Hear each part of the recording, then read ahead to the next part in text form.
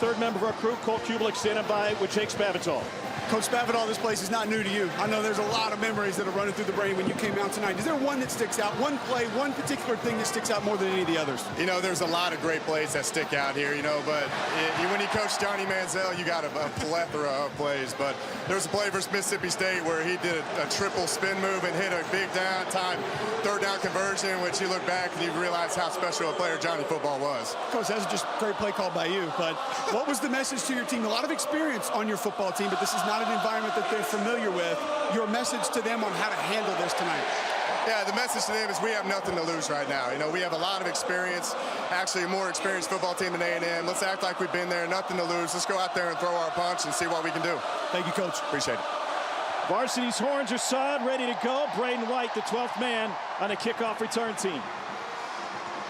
And from the 1, Aggies will end up with great field position after Jashawn Corbin brings it out nearly to the 20-yard line. And so Kellen Mond has had a year to learn and develop in Jimbo Fisher's sometime complicated system. He's a Texas kid who went to Florida, an IMG Academy, to be one of the best quarterbacks in the country. And he plays with confidence. In my opinion, I'm the best one when asked about the great quarterbacks in this league. He'll open with a new tailback this season, Jashawn Corbin, who was just on the kickoff return team, and a new center, Colton Prater, making his first start since the opener in 2017 at UCLA. And they will put it in the air on first down, and they pick up a first down. Courtney Davis takes it all the way to the 34. Jalen Smith, the stop after a gain of 15. Here's how A&M will line it up to get started. Corbin was third on the team in rushing last year, taking over for Travion Williams this season, who set an Aggie record and led the SEC in rushing last season. They also have a true freshman at right guard, Kenyon Green.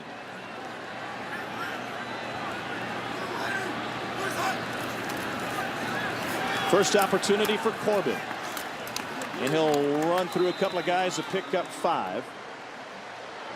Let's take a look at the starting lineup for the Sun Belt's Texas State Bobcats. I'll tell you what, they got some experience on that side of the ball. They have 2 linebackers that both had over 100 tackles last year. Daniels there, one of them. Brian London, the other. They're going to be put to the test tonight as Texas A&M, I think, looks to establish themselves running the football in a year without Travion Williams. London, 105 tackles from the school record at Texas State. Mond in the air again, and 2 receivers in the same spot. It'll only be a gain of 1. Jamon Osmond with a catch in year without Travion Williams. London, 105 tackles from the school record at Texas State. Mond in the air again, and 2 receivers in the same spot. It'll only be a gain of 1. Jamon Osmond with a catch, and Courtney Davis was right in his kitchen. Not what you want to draw up. That was interesting. You know, Texas A&M came out first play of the game in 10 personnel, 4 wide receivers out there, and I was like, wait a minute, this is going to be a new look. We're going to go no tight end. Since then, they brought in a few. It's another tight end, a young freshman, Jalen Weidemeyer, at the bottom of your screen here. He's a guy to keep an eye on. Of course, Jay Sternberger was one and done. He's off to the NFL. Mond facing pressure, lets it go incomplete. Courtney Davis went one way, the ball went another, and Patton was able to get pressure on him. Just a complete miscommunication on the right side of this offensive line. You can see that. Kenyon Green, the true freshman, goes right, comes back left, and leaves a big hole to the right there. No communication with right tackle Carson Green. That was an ugly first drive there. Yeah. I mean, Texas A&M's got to clean some stuff up. They got a little jitters here early in this game. Expected, but yeah, everybody starts off slow. I mean, I thought our open was pretty good, but otherwise. Braden Mann, the Ray Guy Award winner last year, kicks it away to Hutch White. White gets through the first 2 tacklers and then gets swarmed, and will have a 5-yard return after a 46-yard punt. So the air raid is in. He's off to the NFL. Mond facing pressure, lets it go incomplete. Courtney Davis went one way, the ball went another, and Patton was able to get pressure on him. Just a complete miscommunication on the right side of this offensive line. You can see that.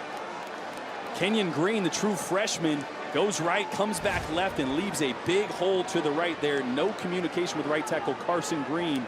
That was an ugly first drive there. Yeah. I mean, Texas A&M's got to clean some stuff up. They got a little jitters here early in this game. Expected, but... Yeah, everybody starts off slow. I mean, I thought our open was pretty good, but otherwise. Braden Mann, the Ray Guy Award winner last year, kicks it away to Hutch White. White gets through the first 2 tacklers and then gets swarmed, and will have a 5-yard return after a 46-yard punt. So the air raid is in San Marcos, and they're led by Tyler Vitt, who's used to the big stage, pitched in the Little League World Series as a 12-year-old, and was a great quarterback at San Antonio's MacArthur High School. Last year, he was one of 2 quarterbacks really to see a lot of playing time. And so the Texas native is one of 12 returning FBS players to throw, run, and catch a touchdown last season. Anthony D. Taylor is his starting tailback. You see a lot of fly motion with this Texas State team. Their offensive coordinator, Bob Stitt, one of the brightest minds in college football. Anthony Hines, a stop, no gain. Here's how Texas State lines it up. Now, it's not many times we're going to highlight an offensive lineman. Cole's going to be happy down on the field, but Aaron Brewer, he might be their best player on offense. He's a freak athlete, really anchors the right side of that offensive line. On 2nd and 10, the slant, and Hutch White with the reception will pick up 6. This is an A&M defense which was sensational last year, 3rd in the country against the run. Texas A&M already taken some of their bulk out of the game. Bobby Brown exits. Trying to get a leaner, a little quicker as Texas State wants to play on the perimeter in this game. 3rd down 4. Vitt over the middle again on a crossing route, and it's off of his tight end's head. Hunter Hebert. And that'll bring on the punt team for Jake Spavital's squad. This is an offense that will likely improve. They were 120th in the nation in total offense last year. Tough to get much worse than that.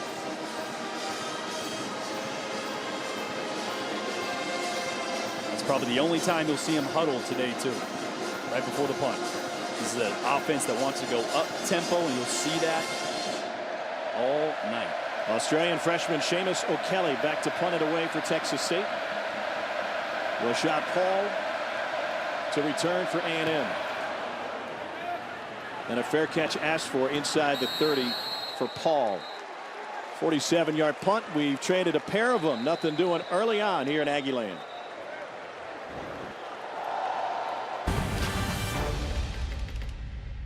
Jay Sternberger came out of nowhere to be a sensational tight end. And I think that's the biggest loss to me. Obviously, you look at 1,800 yards, like how do we replace that? I like Jayshawn Corbin. The tight end position is interesting. This offense is predicated through the tight end, and their biggest recruit Baylor Cupp, was hurt in their first scrimmage. So they got a couple young guys that haven't proven much yet. Broken leg for Cupp. He's out for the season. Mon dumps it off. He has started this game 3 for 4 as he finds Jayshawn Corbin. It'll be tough for Jayshawn Corbin to replace Travion Williams' numbers, but one area he might be an upgrade is receiving out of the backfield. Yeah, he's a little twitchier, and he's got a little better hands out of the backfield. Travion caught 30-something passes last year, so I expect that to be a big focal point of their offense. Again, Corbin might be able to do a little bit more than Travion could when he gets it in the green grass out there. 2 tight ends on the field for A&M now, and a toss to Corbin. Corbin turns the corner. He's got the sideline, and he's shoved out of bounds after crossing midfield on a 20-yard run as he got to the edge. And you see a little bit of that burst there. Just a simple toss to the left. You're going to see 85, young tight end Weidemeyer. Missed a little bit of a block, but did his job. Defender went outside. And Corbin, with the speed, almost broke that one. It's a good run look, though. Went down back to an even front, 4-man front. Mon got it to the outside, exactly what he needed to do. Trips to the right this time for Kellen Mond.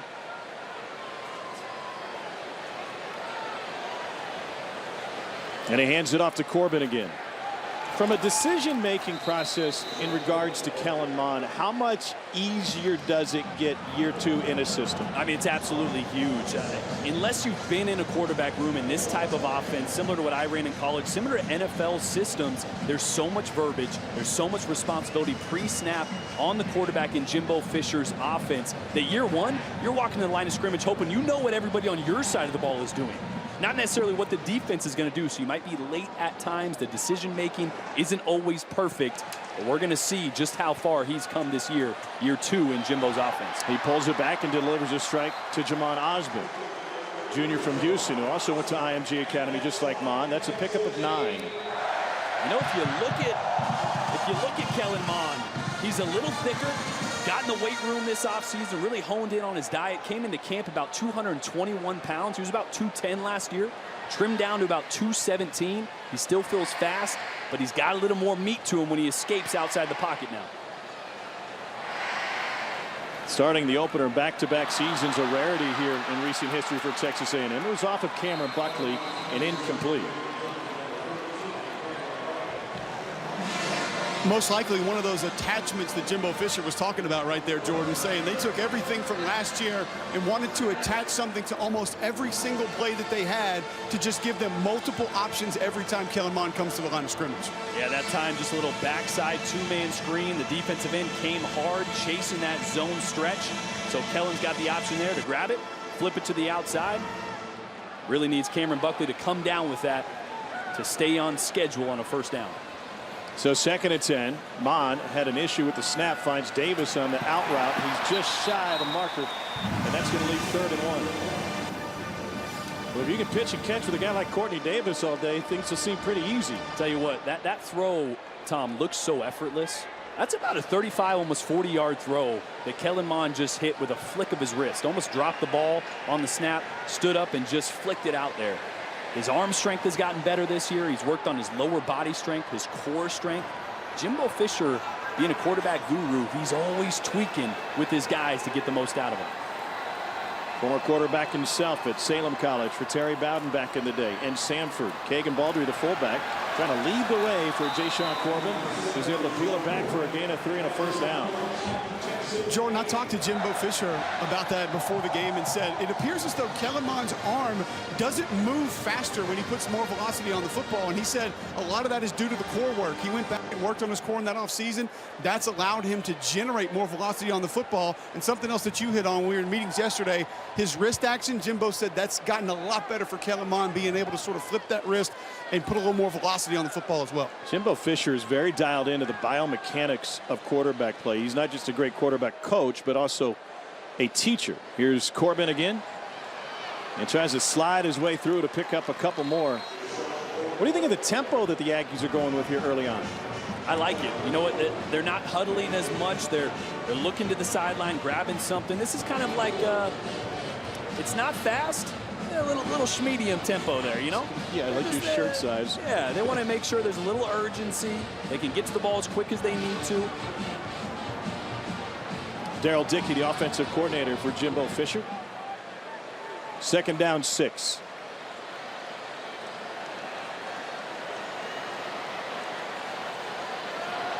Mon over the middle, complete.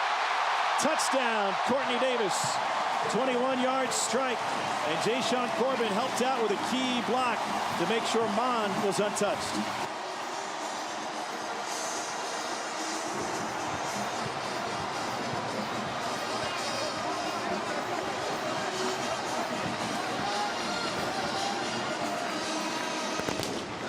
A 9-play, 72-yard drive on the 2nd possession for Texas A&M.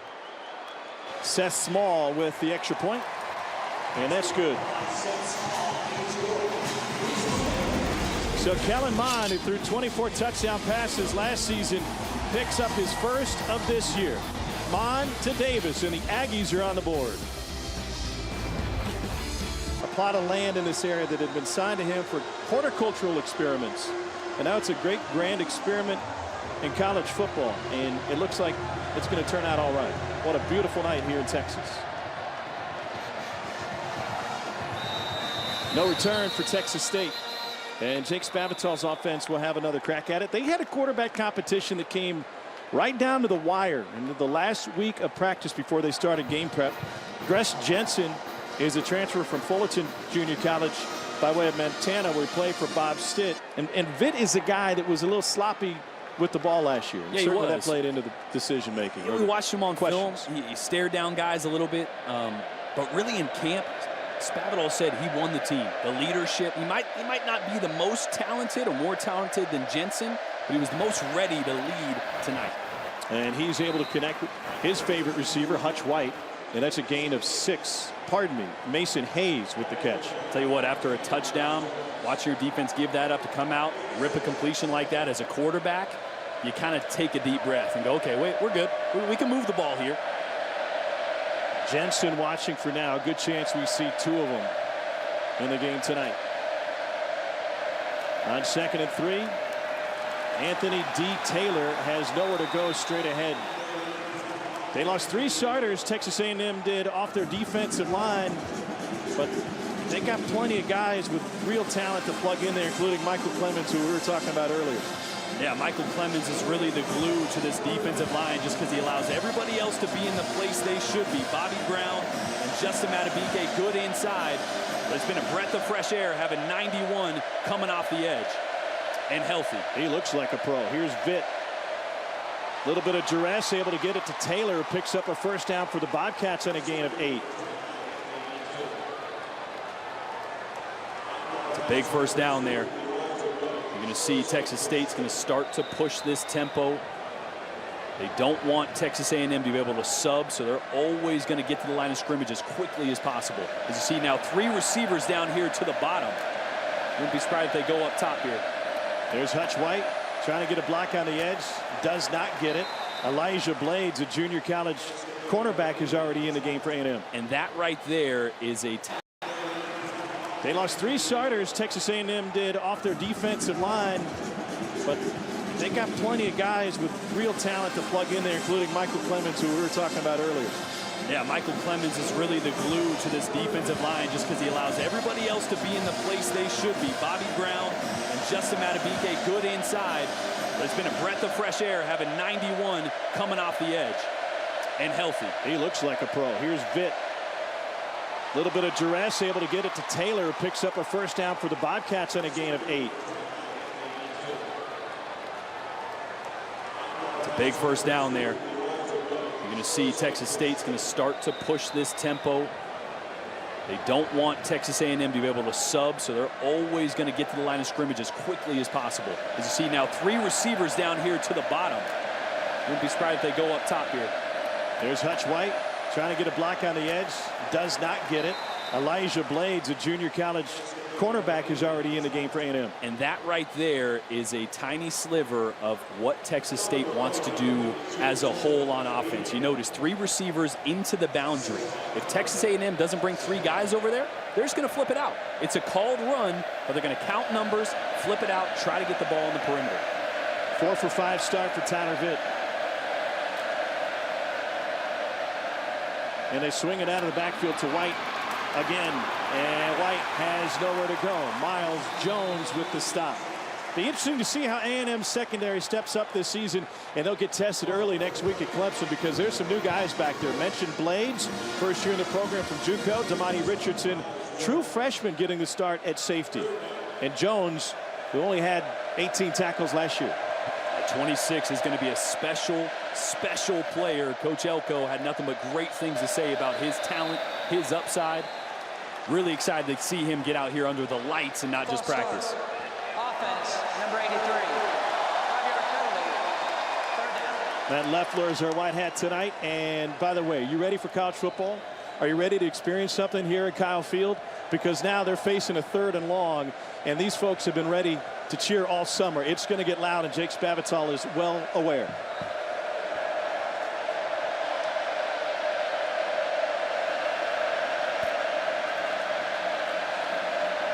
On 3rd and 13, intercepted.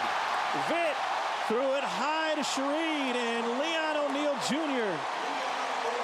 takes it away for A&M.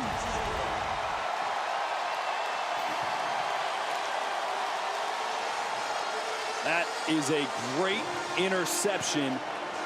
And Shareed, number 1 right there, he is listed at 5'7". He never saw the ball come out of Vitt's hands. Got lost behind the line of scrimmage. The big lineman there, he never saw the ball. If he does, he could run through that. It's going to be a completion. But instead, that is a heck of a play for the interception. A&M's defense was great last year, but they didn't have a ton of takeaways. Only 11 of them. They're -7 in the turnover margin overall. And so now a short field for Kellen Mond.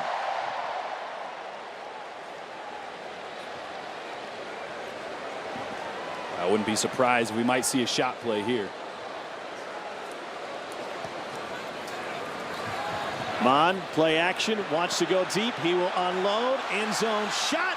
And it is incomplete out of the back of the end zone. Courtney Davis between two Bobcat defenders. How impressed are you with Kellen Mond's accuracy in the deep ball? I mean, that's the thing that Jimbo raved about. His biggest improvement is the deep ball accuracy. And look at that ball. I mean, you can't throw it any better. And that's a tough one to bring down if you're Courtney Davis. I mean, he gets the foot down. But he didn't complete the catch. I mean, look at that. Two guys draped on his back. There's nowhere that ball could be except for right where Kellen put it. Just couldn't hold on through the ground. Yeah, foot was down. You go to the ground. You have to complete it as you make contact. And the replay officials want to take a look at this one. Before the snap, Texas A&M calls a timeout. Pardon me. Aggies timeout.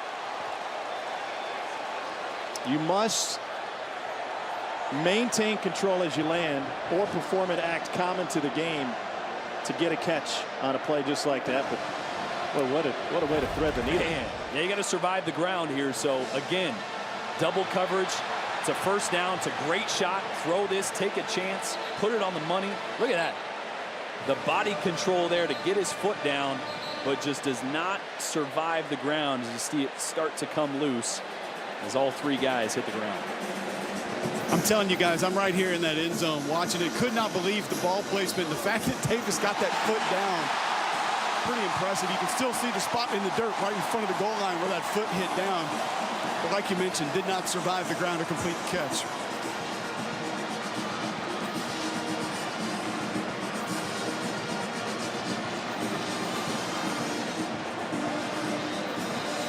How do you get better as a quarterback with deep balls?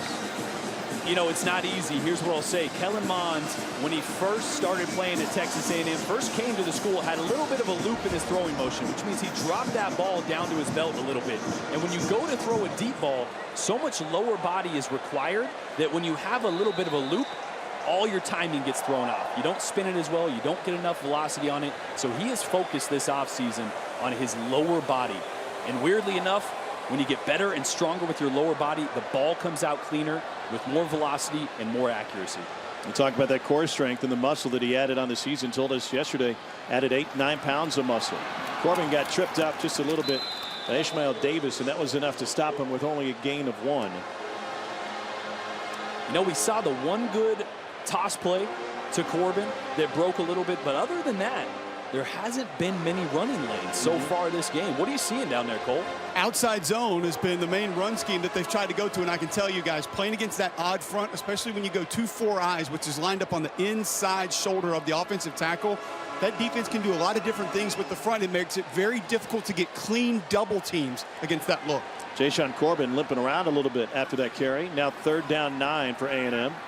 Mond to put it in the air. Gets flushed from the pocket. On the run. Uncorks one. And that one is to Jamon Osmond. And he's got it at the 1. What a catch and a 40-yard scrambling strike. Tom, this throw is stupid. Look at this throw. Are you kidding me? Oh. And his foot might be on the line right there. Did he get one down before that? Look at this. Escapes to his left. That's not easy. And with the flick of the wrist, puts it 50 down the sideline. You need to see a tight shot there.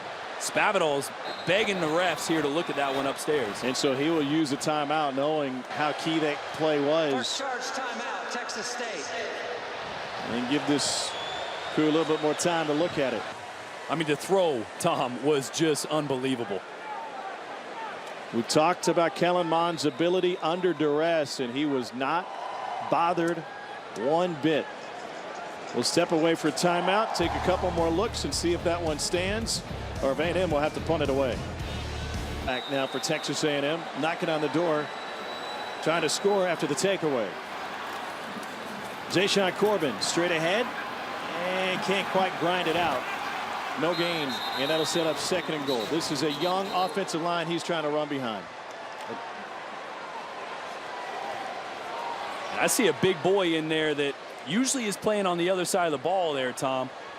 Bobby Brown is in at fullback, the defensive tackle. Wow. They're bringing in some beef down here on the goal line. I saw it in practice the other day. Wasn't sure they'd show it with Clemson on the horizon next week, but it's a 325-pound defensive lineman. Wow. Tell you what, I'm running right behind that guy right there. There were 3 seconds on the play clock when Texas A&M decided to use a timeout. They've taken their 2nd timeout of this half. They'll be looking at a 2nd and goal with big Bobby Brown in the backfield. It seems. When we return, 3:06 remaining in the 1st quarter. Kyle Field. A&M had great success against ETN last year, and now they're trying to punch this one in with Bobby Brown in the backfield. It's 2nd and goal. Corbin stopped again. What a big stop by Texas State, and that's going to set up 3rd and goal. Wow, Nick Daniels in there, the will linebacker, probably their most talented player on defense, just squeezes his way in there, takes on a block, and gets Corbin just short. I'll tell you what, Texas State's playing with some effort on that side of the ball right now. Yep. Texas A&M has not run the ball with much success at all so far, even this close to the goal line. They were top 25 rushing defense last season. 3rd and goal. This is an attitude thing right here with inches to go. Corbin again, and this time he punches his way in. Touchdown Texas A&M and Jashaun Corbin.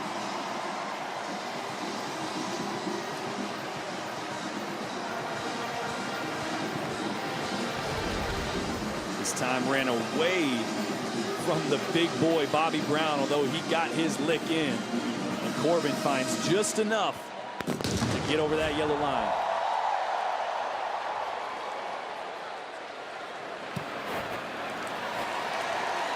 And the point after is good, so Texas A&M, thanks to the interception with a short field, is able to take a 14-0 lead.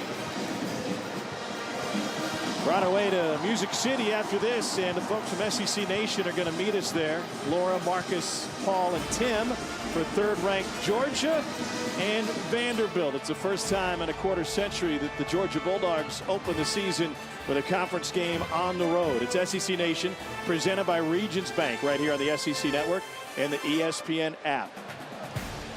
And we had to shuffle some games around on the television networks because there are some moves thanks to Hurricane Dorian coming up the east coast of Florida. Boise State and Florida State were supposed to play in Jacksonville. They'll move that game over to Doak Walker. They'll play in Tallahassee. That'll be noon on ESPN News. Georgia Vandy will now be seen on ESPN at 7:30. And Georgia Southern and LSU will move over to the primetime spot on SEC Network. Fitting that the Bulldogs, the 3rd-ranked team in the country, will get that prime slot with Jake Fromm and company. No return.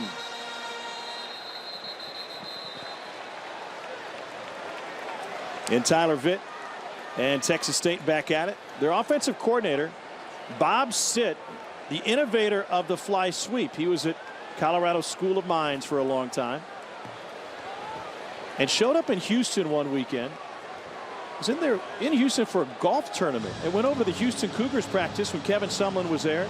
Jake Spavital was on the staff. Case Keenum was their quarterback, and in his golf clothes showed Case Keenum how to run the fly sweep with the touch pass, and that is as innovative of a play as we've seen in college football in the last 25 years. Pressure coming, Vitt thrown down on the first sack of the season for Texas A&M.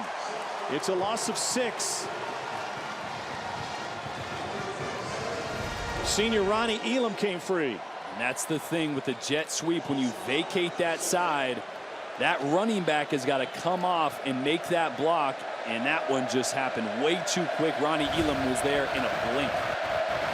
On 2nd and 15, Taylor gets shoved forward and picks up 4. You mentioned that story about at Houston, and talking with Bob Stitt, he's like, yeah, it took about 4 minutes. You know, we took the receivers and Case over there and kind of showed them how it took about 4 minutes, and then threw them out there and they ran it. And what do you say? Someone goes, what was that? Right, out of the corner of his eye from the other side of the field. People had been running the fly sweep. Bob Stitt wanted to run it out of the shotgun, but could never get the timing right with the handoff. So he said, why don't we just turn it into a forward pass and a touch pass? And that way, if it hits the ground, it's incomplete. It's genius. I can't believe it took that long for somebody to figure that out. Man coverage for A&M, and the pass goes to the flat and Taylor, and he's taken down by Buddy Johnson, the starter and middle linebacker. Buddy Johnson's going to be a good player, I tell you what. Got some significant time in the bowl game this last year. With the Laka out. And look at the speed. I mean, for a guy that's 6'2", 230, not known for his lateral quickness, he's going to play some good football, anchor in the center of that defense for Elko. Rashad Paul back to receive this one from Seamus O'Kelly.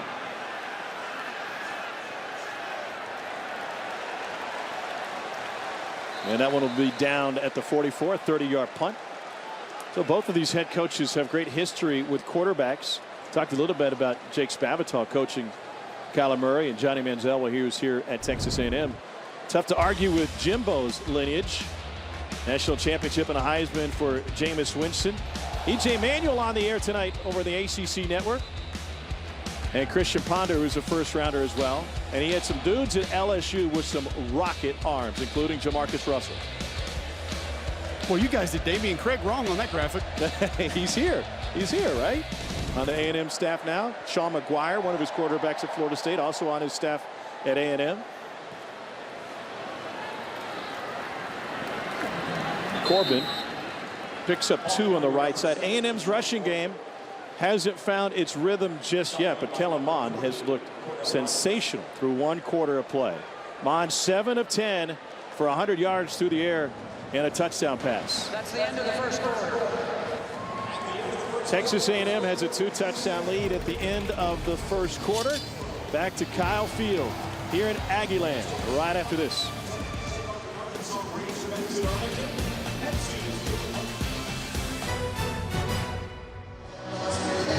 I don't know if there's any place better to talk history of college football than here at Texas A&M. They're celebrating the 125th season of football.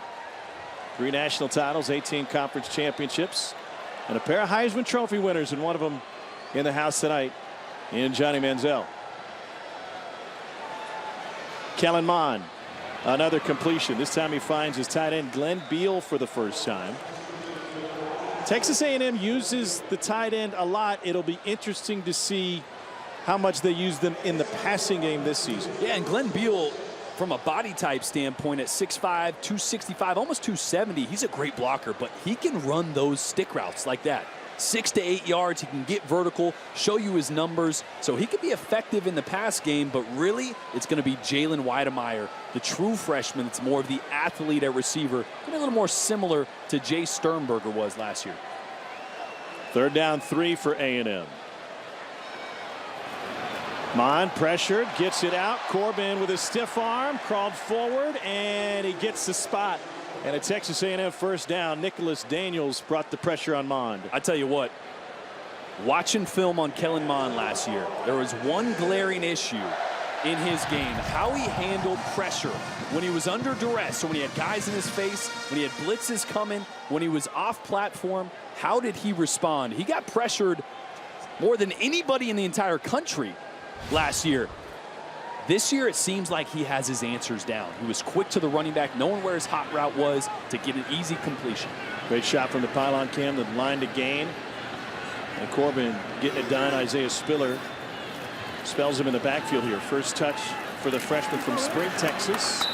And Spiller is able to pick up a yard. Cole, we've got a true freshman starting the opener on the offensive line for Texas A&M and Kenyon Green. What have you seen from Green so far tonight? What are your expectations for him this season? I like the physicality and I like the effort. Saw him down in Orlando with the Under Armour All-American game. He's got the body to do it, but when you sit down with Jimbo Fisher and he gives you Willie Anderson and Victor Riley comparisons, he's going to draw your eyeballs during the course of the game. The body, the frame, the movement, the athleticism, has loose ankles, good lower body flexibility. The only issue I've seen with him thus far tonight, Tom, is just communication. James Dickey was one of his high school coaches in Humble, Texas. Daryl Dickey's brother. So he started watching him early on when he was a true sophomore in high school. Mon turned that one back upfield and is able to pick up 5. And we talked to him yesterday about spotting Green. Did you know as a sophomore? And he said, absolutely. The power and the strength as a sophomore in high school, he knew he was going to be something special. I think he said his brother gave him the first heads up when he was a freshman. He's like, oh, yeah, this kid's going to be good. Going to be good. I mean, he's got explosiveness. He's got twitch. For how young and how big he is, to possess those two things that early, those are things you can't teach. You can't teach a 330-pound man to have some explosiveness and twitch. You either have it or you don't. It took a total of 7 practices to get Kenyon Green with the first team reps. And Jimbo Fisher said it's a no-doubter to get him in there as early as possible. Mon hit as he let it go. It falls incomplete. He brought pressure, and Ishmael Davis got in his face. It's going to be interesting to see how this offensive line pans out. They got some new pieces in place, young guys, but there's been a few blown protections here. Seems like there's some confusion on both sides of the offensive line about which way we're sliding. That time it was left tackle Dan Moore. If he's got nobody outside, he's got to come back inside. What responsibility does a quarterback have in those situations? Well, the quarterback's going to set the mic, but that right there is just a left tackle. Got to play football, right? If nobody's outside of you, no one's coming, work back inside, help your left guard out. Didn't do it that time and got his quarterback hit. Braden Mann was the best in the country at punting last year, and this one's going to check up inside the 10. It's a 30-yard punt for the reigning Ray Guy Award winner. Texas State back on offense here at Kyle Field. This is somebody in state since to join the SEC. So Texas State is backed up. Nose of the ball resting on the 10-yard line for quarterback Tyler Vitt.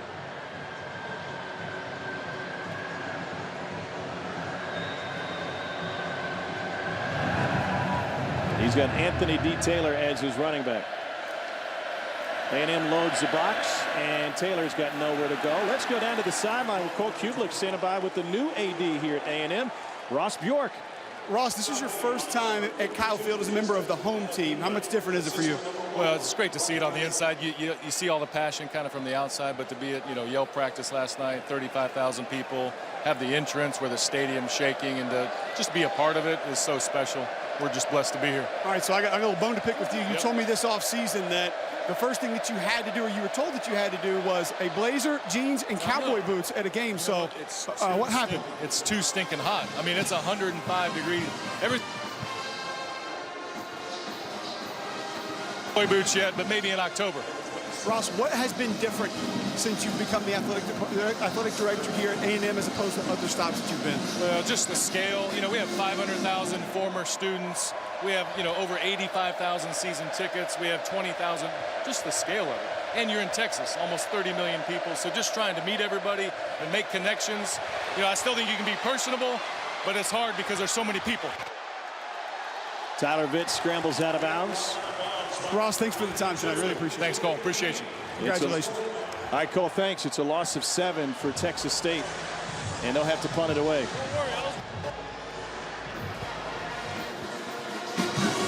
Did you notice that play went to Cole's side? Cole, you almost had a chance to be part of something on opening night again.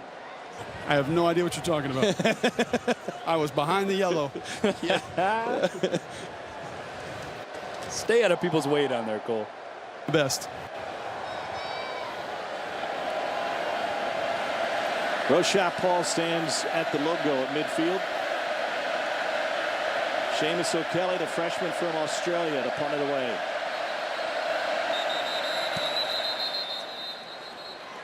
And they didn't get the play off in time. And now O'Kelly is going to take a step or two closer to the back line. On the offense, half the distance, 4th down.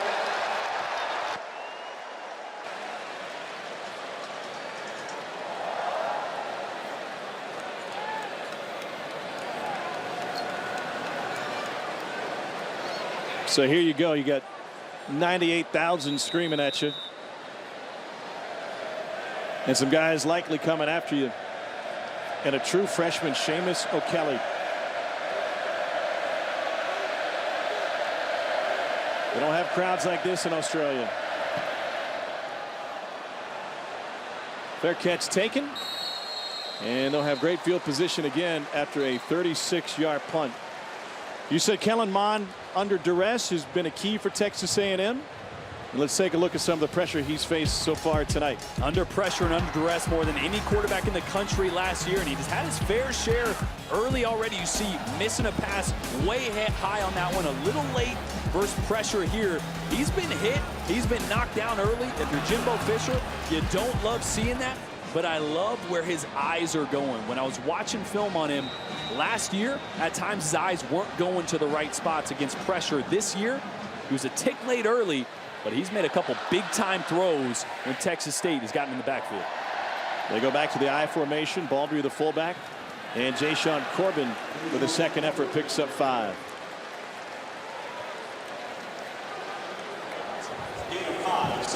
You know what's good to see here?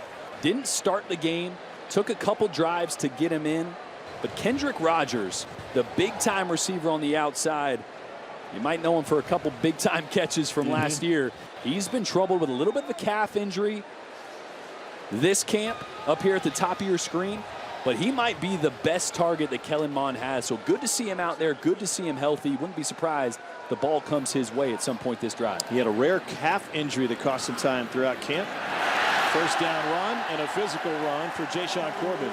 It's a gain of 13. Nice block there by Kenyon Green, the right guard. Just a zone play to the left, but good lift.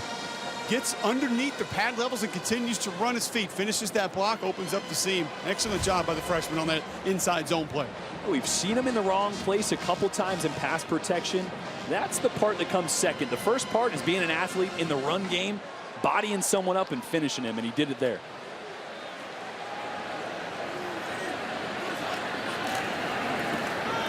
It's Corbin again, and he juked the first guy that was in the hole. Jashaun Waddy shook right past him and ended up picking up a dozen.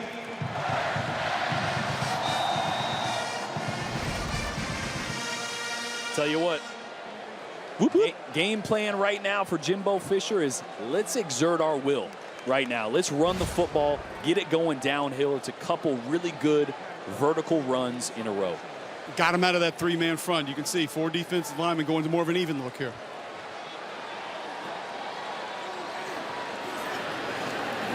On first down, Corbin steps through 1 and takes it to the 5. Cole, why is that a key going from an odd front to an even front? I mentioned earlier on that odd front, you get gap defenders, especially in between the tackles and guards. It makes it very difficult to get consistent double teams in the run game, especially the inside run game. Have to get consistent movement with your double teams or it's just not going to get going. You go to more of an even front, that's a better run look. Gives you more one-on-ones, and then when you need to double team, it gives you more time and more space to be able to climb to the second level linebackers. Well, one of the problems, though, for Texas State is when they go to that even front, they're bringing in Gavin Graham, who's 6'1", 225 to play on the line. On second and goal, Mond keeps this one. A little stiff arm, looking for the pylon, and Kellen Mond runs his way in from 5 yards out.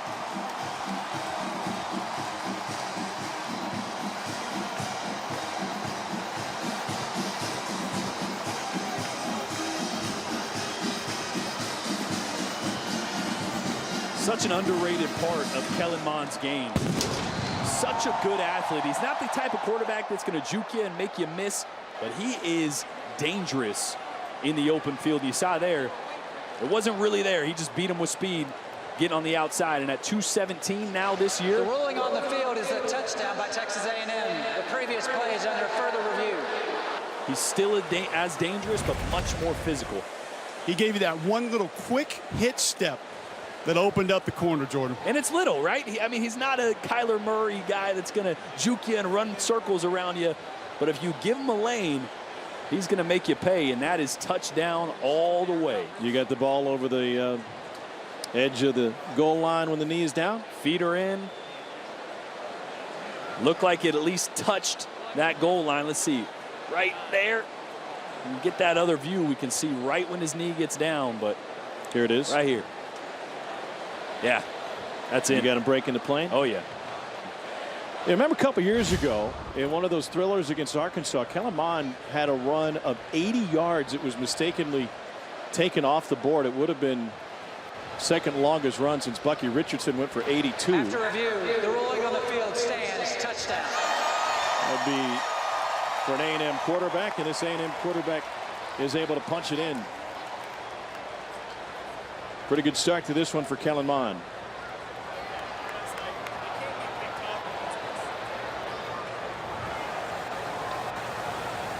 Seth Small, the sophomore from Katy, Texas, to handle the kick. Braden Mann is his holder. And Texas A&M, the 12th ranked team in the country, has rushed out to a 21-0 lead against the Bobcats of Texas State. The Southern, a Sun Belt opponent for the Tigers Saturday night in Death Valley. All 3 games streaming live on the ESPN app, so you can watch anywhere. Remember, Coach O said 4 wide. We're going to throw it all over the field. We'll see. Yeah. We'll see. They now have a guy on the offensive side that knows what that's like in terms of putting the ball in the air. And Jake Spavital has coached some quarterbacks that certainly know how to put the ball in the air. Came up through the air raid system, runs it and runs it well with some quarterbacks at numerous stops under Jake Spavital that have put up monster numbers. Geno Smith at West Virginia came here at the end of Johnny's tenure. He won a Heisman. Kyler Murray was here before going to Oklahoma, where he won the Heisman. Davis Webb at Cal put up huge numbers and then went back to West Virginia, where he worked with Florida transfer Will Grier last year. The dude's 34 years old. That's quite a list already. It's impressive to have that many guys at least at the next level. Yeah. Right? I mean, you did enough in college to show NFL scouts that, you know what, you can play, and especially doing an air raid offense. You know, he's not doing a pro-style system. It's not necessarily what translates best, but he has had a way of developing quarterbacks with a myriad of different talents and making them successful. Well, isn't it a two-way street? Don't you think quarterbacks see the numbers that are put up in the air raid and choose to play in? I think Will Grier is probably a great example. When he was leaving Florida, where can he go to have the most success and put up big numbers? What a great catch by Hutch White. A great catch, great throw there by Tyler Vitt. He's got a little bit of a funky release here. When you watch this ball, it gets way behind his helmet right before he throws, but put that one in the right spot. Coverage a little too far underneath there by Ronnie Elam. First 16 plays for Texas State garnered just 23 yards. They pick up 13 on that reception. Of those quarterbacks, who do you think is the best fit for the air raid? I mean, did you see Kyler Murray play last year? Pretty good. I mean, and not just because he was talented throwing the football, but in the air raid, you have to be able to make decisions quickly. Right? You got to process information, make decisions quickly. And Kyler just played with a twitch that I haven't seen maybe ever. Vitt on 2nd and 11 is able to find White, who came back for the ball. Pardon me. Mason Hayes with the reception. Another grab for Hayes, and Texas State trying to pick up the tempo as they look at a 3rd down. Talking with Jake last night, the team hotel. First thing he did is he FaceTimed Kevin Sumlin to show him that he got the same suite that Sumlin always got when the Aggies used to stay in that same team hotel. Vitt, deep drop and a one-handed grab, and that's going to turn into a 1st down for Hutch White. Take a bow. What a play. Wow. I mean, great job here by Tyler Vitt. Just getting the ball off in the first place. He had pressure on him from both sides. And man, sometimes as a quarterback, you need a guy just to poke it out of thin air like that, come down with one for you, and you got guys breathing down your neck. Senior out of Kerrville, Tybee on the run through the hands of Mason Hayes, and incomplete. Talking with Jake Spavital, it was a great start. It was a bad finish when Kyle Allen and Kyler Murray both transferred before the end of the season, and they played in the Music City Bowl with Jake Hubenek as their quarterback. And he said he has no regrets about anything that went down at Texas A&M, but he learned a lot about that situation. And he said, what I learned was we would have been better to communicate more. And it wasn't just how we were communicating, but who was communicating. And specifically, he said, I was communicating with those guys one-on-one, 2 5-star quarterbacks. He said, but it probably would have been better in hindsight if the head coach, if Kevin Sumlin, was sharing some of those same messages, and it was coming from both the coordinator and the head coach. You know, it's a tough situation. A lot of times in a quarterback room, you end up being a psychologist more than anything. I mean, you name a guy a starter, you got personalities and talent that could also be playing elsewhere. How do you keep them locked in? How do you keep them motivated? How do you keep them on campus? Allen ended up at Houston. Murray obviously ended up at Oklahoma, now starting for Cliff Kingsbury. And that's another pick. Miles Jones jumps the route. And Texas A&M with its second takeaway of the night.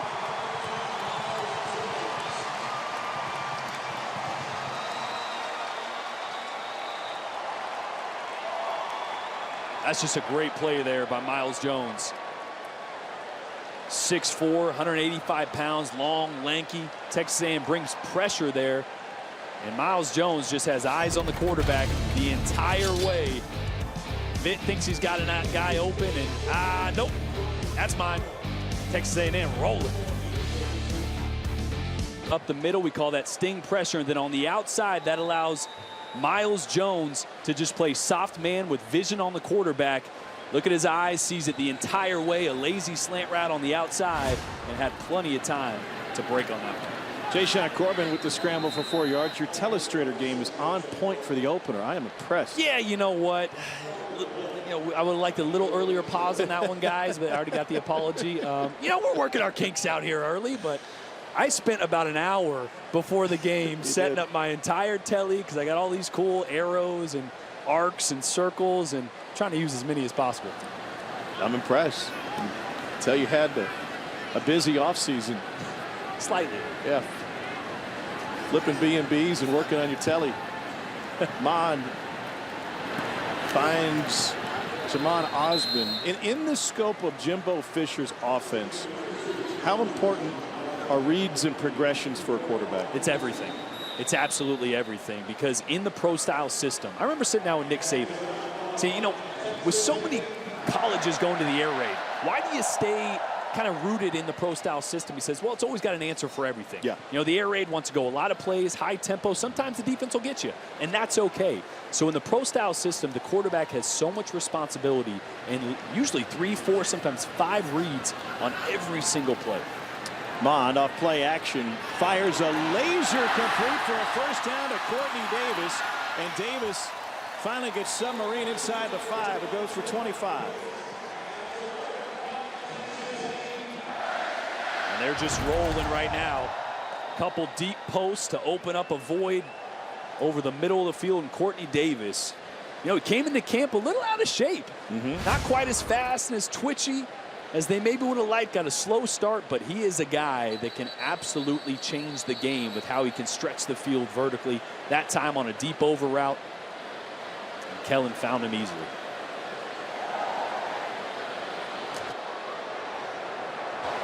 Player down for Texas State with A&M on top 21-0 with 3:36 to go in the second quarter.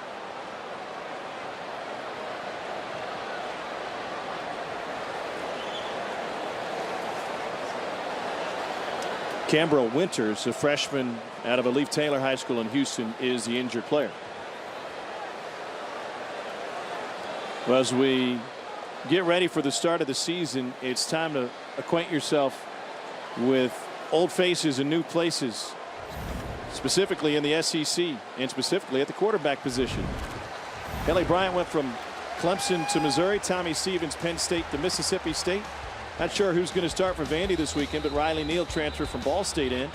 And Ben Hicks and Nick Starkel, both at Arkansas. Hicks from SMU, Starkel from A&M. It'll be Hicks in the opener, at least to take the first snap for the Razorbacks. It's a pretty crazy landscape we live in right now with the transfer portal.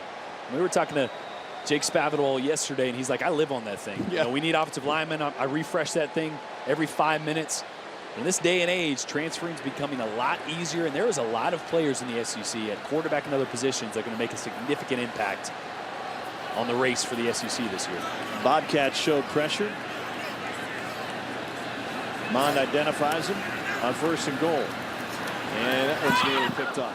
Yeah, I could just picture Jake Spavital before he heads out for practice, hitting refresh another 5 times in the laptop, and then taking the iPhone out and casually hitting refresh a couple more times to try and reload that program. I asked him, what does the portal even look like? Yeah. You know, is it like a dating app? You swipe? No, no, no. Yes, I want that one.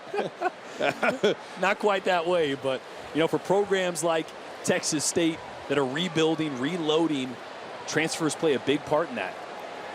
And so for a guy like Spavital, he needs to get as many of those as he can to help build this program.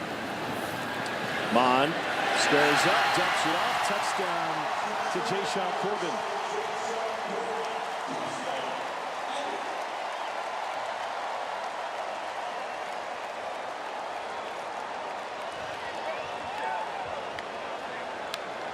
Texas A&M using a little jet sweep, giving Bob Stitt a little taste of his own medicine here. I noticed that.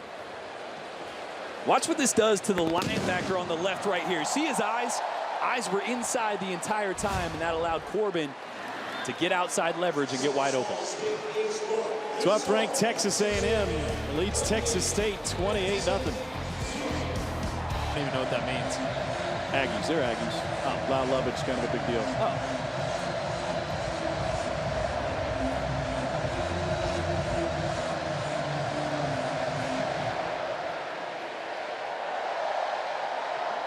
Finally, a chance for a return for Jamari Shareed, and he takes it out to the 24-yard line. Saw Kellen Mond gingerly walking off the field after that last play. Took a little knock at the end here, and it doesn't look like much, but an elbow to the gut, no fun. And knocked the wind out of him a little bit. And we were wondering when it was going to happen. Talking to Jake Spavital yesterday or last night, he said, well, Tyler Vitt won the quarterback competition. It was really close. I announced it last week, but I'm guessing I'm going to feel it out, but you might see both, and Gresh Jensen now in the game. Jensen was at Fullerton Junior College last season, and he's able to fit one in against the coverage and find Hutch White for a gain of 11. Fullerton College went 11-0. And then it was found that they used some ineligible players. They ended up 0-11 with every final score 1-zip. Oh, well, they had a lot of close games at least. Hang your hat on that. He was a freshman All-American at Montana as a redshirt for Bob Stitt a few years ago. Here's Anthony D. Taylor, picks up a yard. Buddy Johnson the stop. And really in camp, Jensen was the more talented quarterback, but Spavital just kept coming back to the point that Vitt had the locker room. He had the team. So when you're a head coach in that situation, you got to let it play out. Let Vitt get out there. If he's successful, great. If he starts to struggle, that gives you that opportunity in front of the team to go, let's go in a different direction. 225-pound right-hander throws another pick. He's following up with what Vitt did. It's a third takeaway. Ronnie Elam has one now.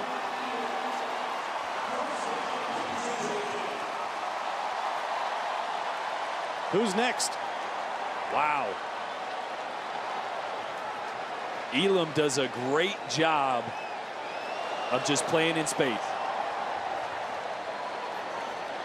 That's a heck of a grab. I mean, watch Elam here. He's playing zone. Watch his eyes the entire time. He's just sitting. He's reading the eyes of Jensen, floating in space, picking up the outside receiver. And you know what? Jensen just never saw him. Predetermined that throw from the get-go. But look at the catch at the end here. Watch this. Whoop. Okay. Yeah. That's casual. Week 1. 3 picks for the secondary. It's a 4th A&M possession to start in Texas State territory. They've scored touchdowns on each of the first 3. Mond escapes the pocket. A run for a first down and slide down. It'll be short of the marker. 101st in FBS with only 7 picks last year, already 3 this year. You heard Gene Chizik talking about it. The Elko effect is real. I mean, they were so good against the run. They're a fresh defense because they weren't on the field much. Only Army had a greater differential time spent on the field between the offense and the defense in all of college football. Mond on a quarterback draw. Corbin didn't get the block, but they get the first down. That was supposed to be an RPO there. You can see Mond talking to his receivers on the outside. A run pass option. If a linebacker bites up to get the zone read, Mond's going to pull it, look for a quick throw. It's not on the same page. Nice decision to go ahead and tuck it there, though, Great. and make that play. Absolutely.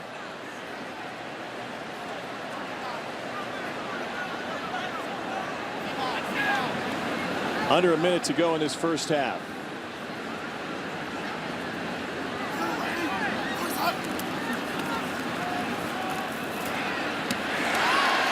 And short of the goal line is Kendrick Rogers, and the ball came out. Texas State able to pounce on it, and the play still hasn't been whistled dead.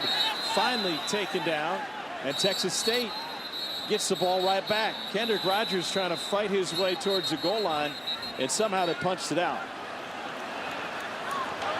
The ruling on the field is a fumble recovered by Texas State.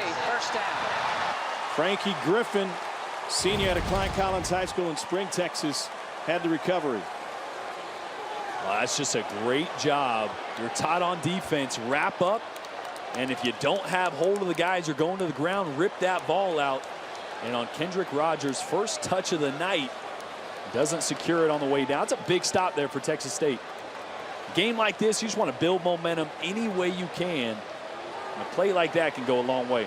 Credit Anthony Taylor, number 6, for forcing the fumble. Senior out of Tyler, Texas.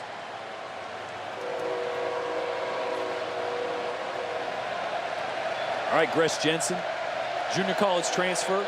Let's see how short your memory is.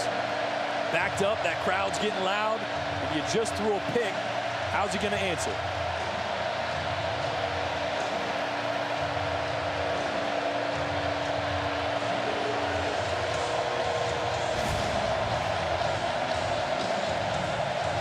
Jensen was an FCS freshman All-American at Montana.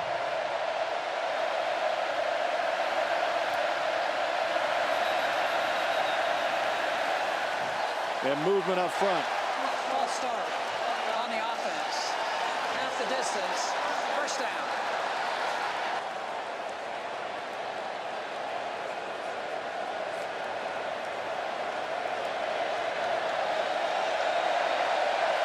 He's got the fighting Texas Aggie band right behind him.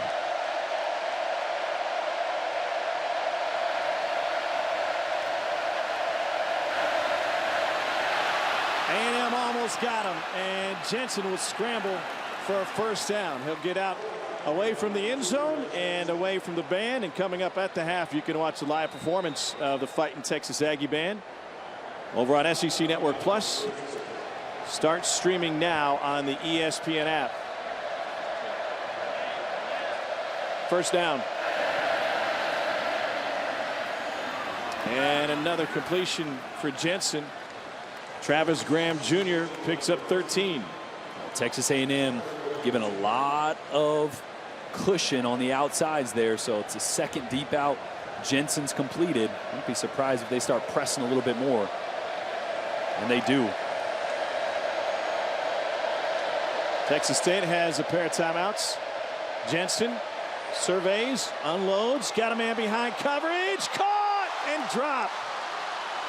Graham had it in his hands, couldn't complete it, and a missed opportunity for Texas State for momentum going into the locker room. Really similar to that throw we saw by Kellen Mond earlier. Jensen going to his left, escaping pressure. Put that one right on the money.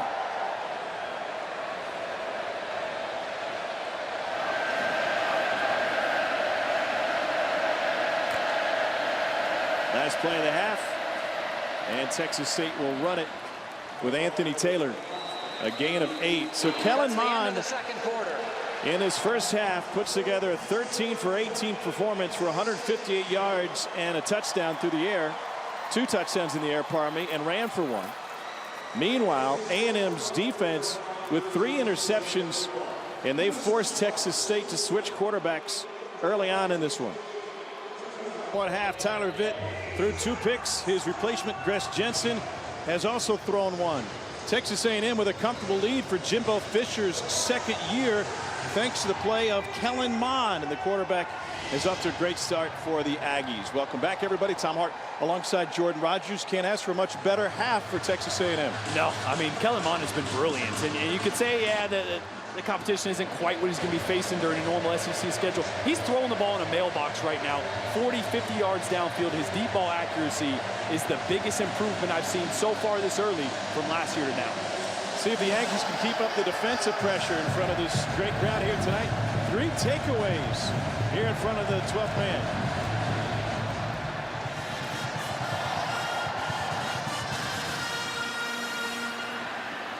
Jamari Shareed with the return takes it out to the 24-yard line. So we expected Texas State to have multiple opportunities for their quarterbacks, and they're going to run out Gress Jensen to start the second half. Let's go down the field, checking with Cole.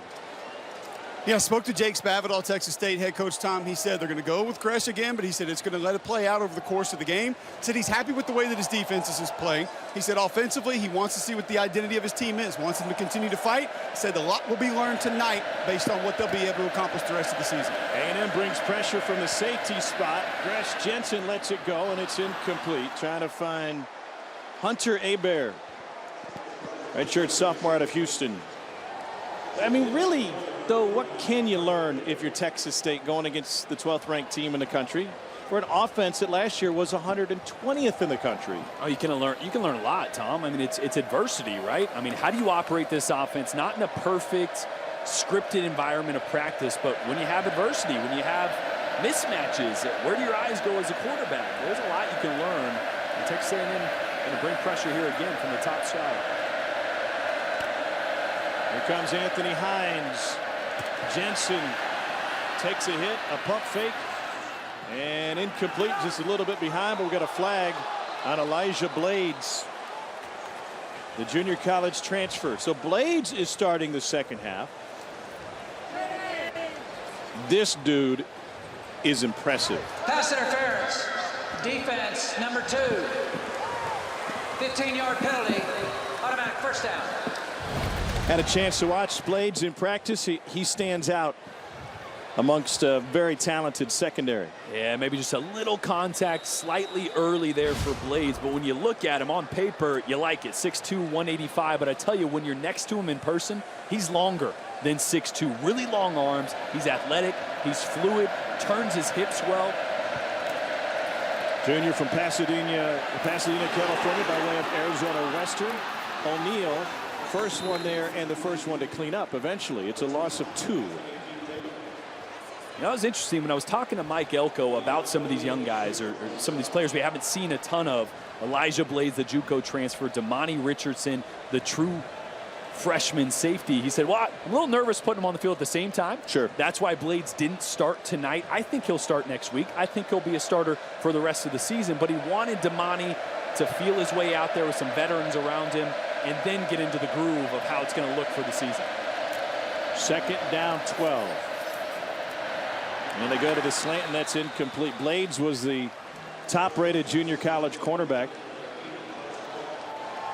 coming out of Arizona Western. He was the number 2 overall junior college recruit. Bobby Brown Jr. seems to be cramping. 325-pounder has played on both sides of the ball tonight, and he'll draw some medical attention with a pause in the action.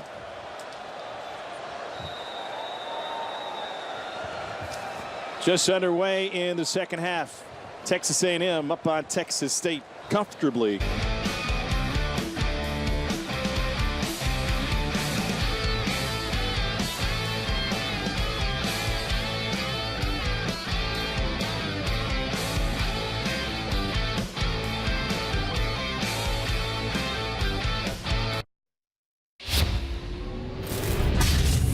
The College Football Playoff lives on ESPN. Got the new edition Bobby Brown button on your sleeve. Defensive tackle getting a breather. And working on the bike a little bit. 3rd and long for Texas State. A&M with already 3 interceptions tonight.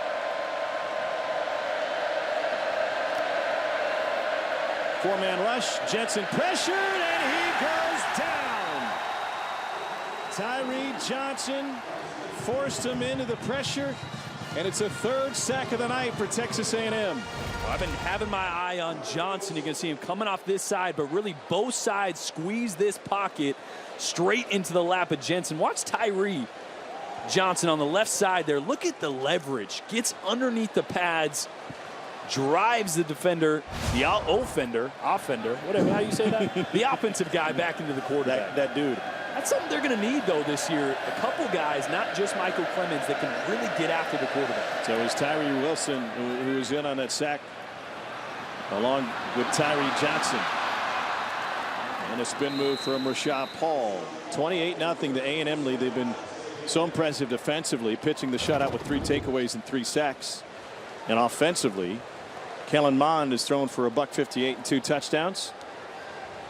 Jashaun Corbin trying to fill the shoes of Travion Williams, averaging 5 yards a carry. I think he will. Well, they were little hit or miss in the run game early. I think that's the offensive line kind of sorting things out, learning to play with each other. Doesn't matter how good you are as a true freshman, Kenyon Green. You don't just line up and have that type of chemistry when the lights come on for the first time week 1 of the season. So they'll sort that out. But Kellen Mond looks sharp, man. Courtney Davis had a 21-yard touchdown catch early in this one. He's at the top of the screen. Here's Jashaun Corbin. And he's able to take it past midfield. Nico Ezador brings him down. You know, going back to what Jordan was saying about an offensive line gelling, that continuity, playing together, playing as one, it's the only way to be great. And it is such a difficult task in today's college football. There are no more two-a-days. The amount of full pad practices are extremely limited. And the only way to actually be good at it, to be great at it, is to do it against somebody that's trying to make you look bad and do it full speed in pads. Those times you're able to practice that way are limited these days. So it takes longer during the season to gel as an O-line. And now 2nd and 5 for Mond. And Corbin again. Cole, what's the ceiling for this Texas A&M offensive line this season? And we know Kenyon Green is going to be somebody special down the road. Well, a lot of times your ceiling, Tom, depends on your depth. And one thing that I would be excited about is your depth at center. Colton Prater won that center job in fall practice. Ryan McCollum, his backup, was the MVP in spring ball. That's a great place to know that you have somebody else that can come in, because a lot of times you'll have to move a starting guard down to center. If your starting center goes out, then you'll have to move a tackle down, or a guard has to go out to replace the tackle that goes down to center. So you get those 3-for-1s a lot of time when your center goes down. That depth will be there for A&M. Keaton Sunderland in 2015 was the last freshman offensive lineman to start in the Aggies season opener. Mond gets dragged down from behind. Somehow the pass was completed. Courtney Davis with the grab on a gain of 8. I'll tell you what, if I'm Jimbo Fisher standing on the sideline, that's one too many times I've seen Kellen Mond hit the ground. You're going to see they're going to fake a little run left. He's going to boot out to the right. They're trying to hit a shot play downfield. 4 guys trying to block 1 there. So, again, confusion on the offensive line. But I wouldn't be surprised if they get points. This drive might be Kellen's last.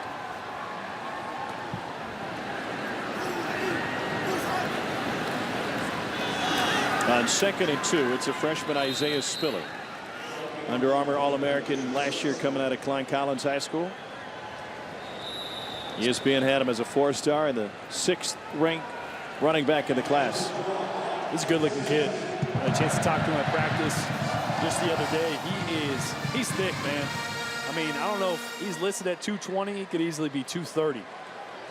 And he is a big running back for being a true freshman. Fresh set of downs for A&M.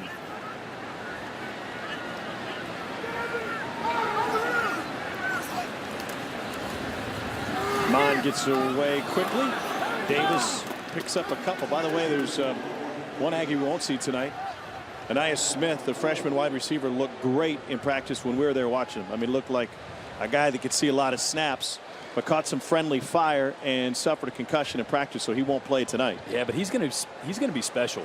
I mean, for a receiving group, you look 6'2", 6'2", 6'4", 6'3". They got height.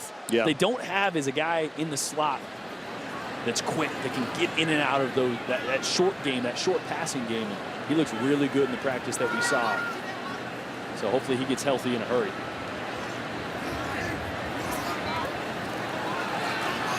Second and 7. Mond sidesteps the pressure, and a bullet back shoulder too strong for Osmond.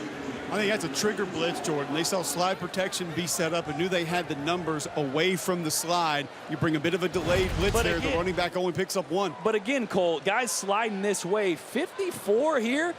He's got to stop sliding and pick up that linebacker that's coming off the edge. Let that guy go and stay backside. I mean, you got 4 guys again trying to block 1. You also have a freshman running back worried about blitz protection. Absolutely. You take the nearest threat right there. Running back takes the nearest threat, but Jordan's right. You keep your head on a swivel. And don't slide to no one, right? Isn't that, I'm a quarterback. I heard that a lot. Well, you can physically slide, but keep your eyeballs out to the field. That time it was right tackle Carson Green, so they got some stuff to sort out up front. Jimbo not Before happy. the snap, Texas A&M calls its first charge timeout of the half.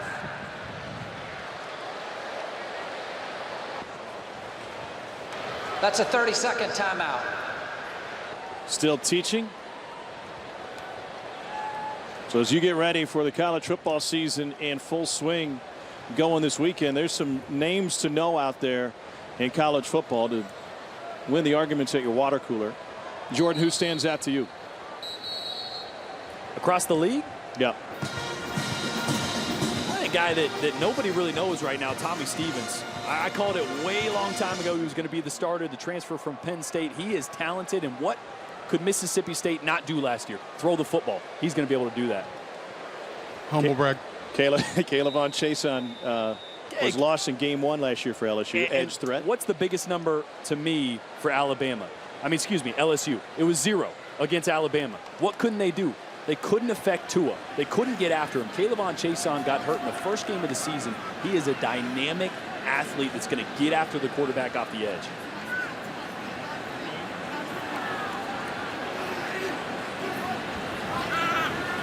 Here comes pressure. Mond with a rope, and that's good for a first down to Jamon Osborne. Cole, who are you looking at people need to know throughout the league this year? Well, the first one's going to be from a team that's going to contend for a national title, and that's Alabama. DJ Dale probably going to start in the middle of that Alabama defense as a true freshman.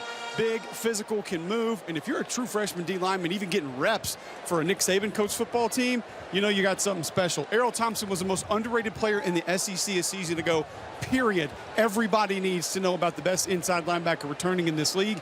And Drake Jackson, they lose a lot, Kentucky does, on offense. Benny Snell, C.J. Conrad, Bunchy Stallings. They have a tone center and the best center in the league in Drake Jackson.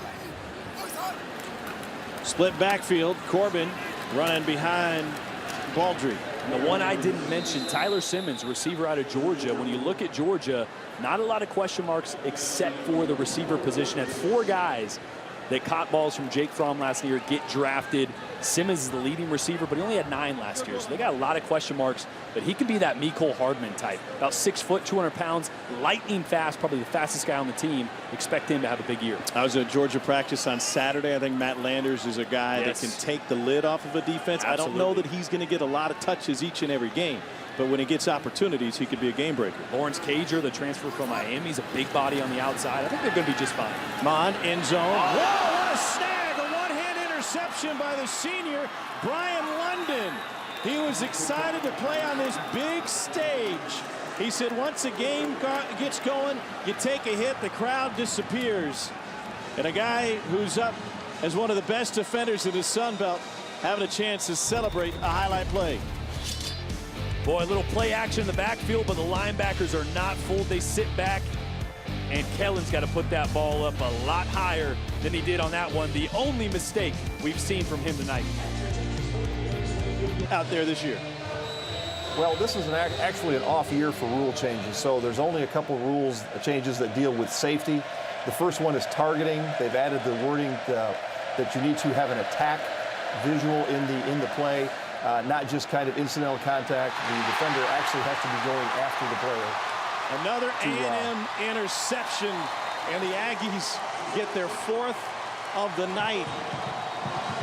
It's a second for Miles Jones, and the Aggies back on offense. So Matt, one of the issues now that we have with targeting is it's either one way or another. It's not a call will never stand. It's either confirmed or it's overturned. What does that do in your mind to the rule of targeting in the play on the field? Well, that's a great change, actually, because there were a lot of cases that the video, there weren't enough camera angles or whatever, the video just wasn't conclusive enough, and players were getting ejected not only for this game, but half the next game. So that's huge. So I think it's great. Make there be visual evidence to make the player be ejected. Let him stay in the game if you don't have it. So I think that's a fantastic change. Texas A&M back on offense now. Let me ask you, you're on the field for a long time in this league. You worked the longest game in college football history here against LSU that lasted 7 overtimes before finishing at the Cotton Bowl. What is the one aspect of being a referee that maybe folks at home don't understand is the most difficult for these crews night in and night out? That's a great question. It's not an easy job to do. College officiating is not easy. If it was, anybody could do it, and there'd be models out there doing it instead of somebody like myself. So, the games are long. Certainly, a 7 overtime game is stressful on you, not only physically but mentally.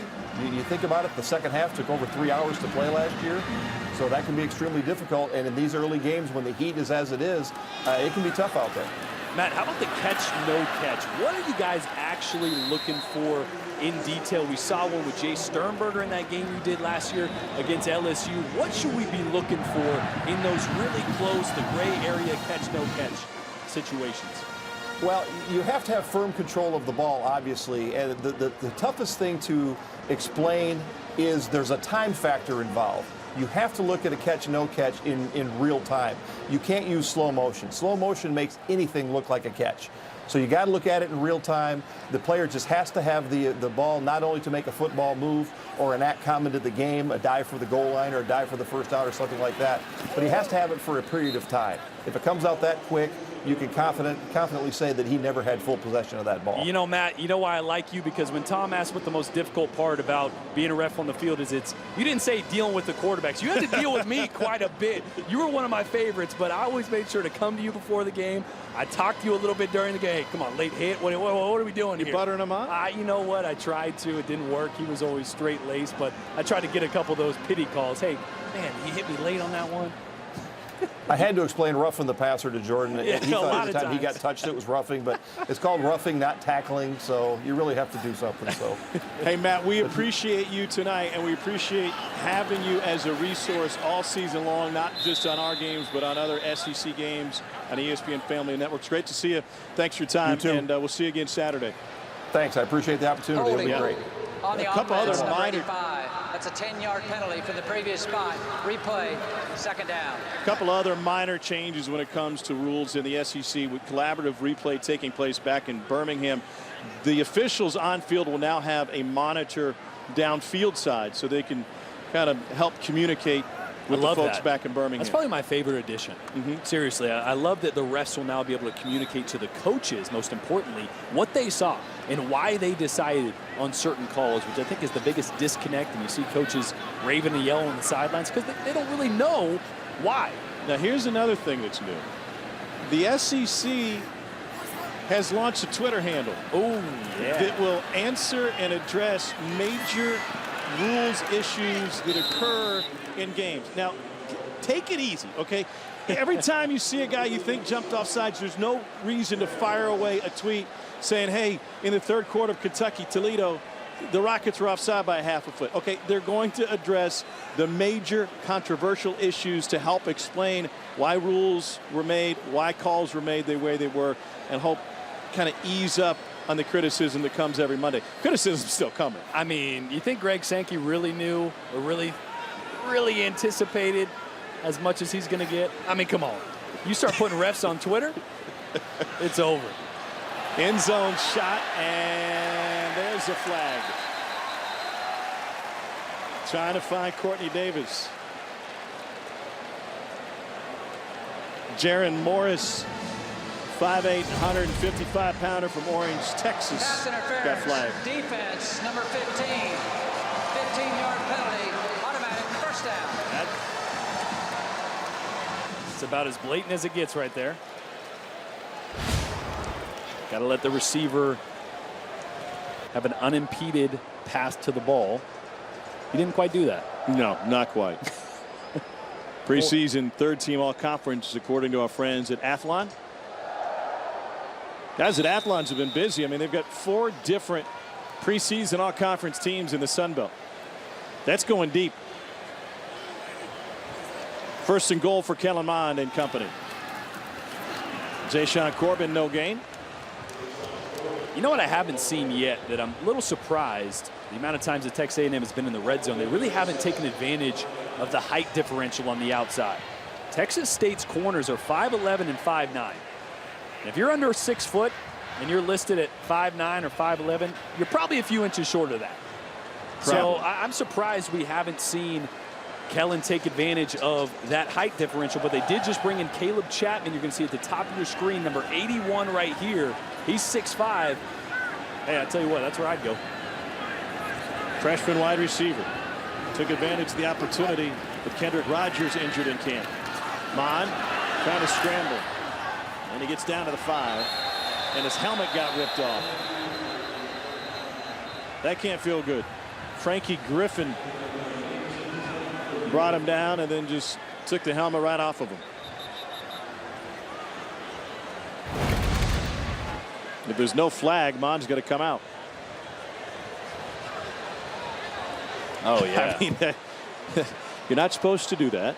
Got a little knee to the chin there, too. That's. So Mond will come out for a play. Hey, Colt, speak to me about offensive line retribution. If you saw Frankie Griffin do that to your quarterback, what would you do on the next play? Helmet will probably go a little bit below the belt. Not necessarily to either quad, kind of in between. Zach Calzada will come in and take a snap for Texas A&M. Second charge timeout, Texas A&M. Well, Mond won't have to sit out a play since they use a timeout. They can buy him back in if that's what they choose to do. Drama building. They'll bring Caleb Chapman on. You would think if they would have seen it live, it would have been a personal foul penalty on Frankie Griffin.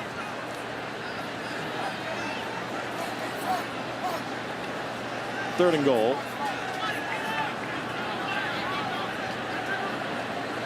Man coverage across the board. They come with pressure. Pitt batted away, and Brian London had the interception a little bit ago. Was able to get his hand on it. Well, he was fun to spend some time with, wasn't he? I still don't understand. They had 2 guys, one with 108 tackles, one with 109, London and Daniels.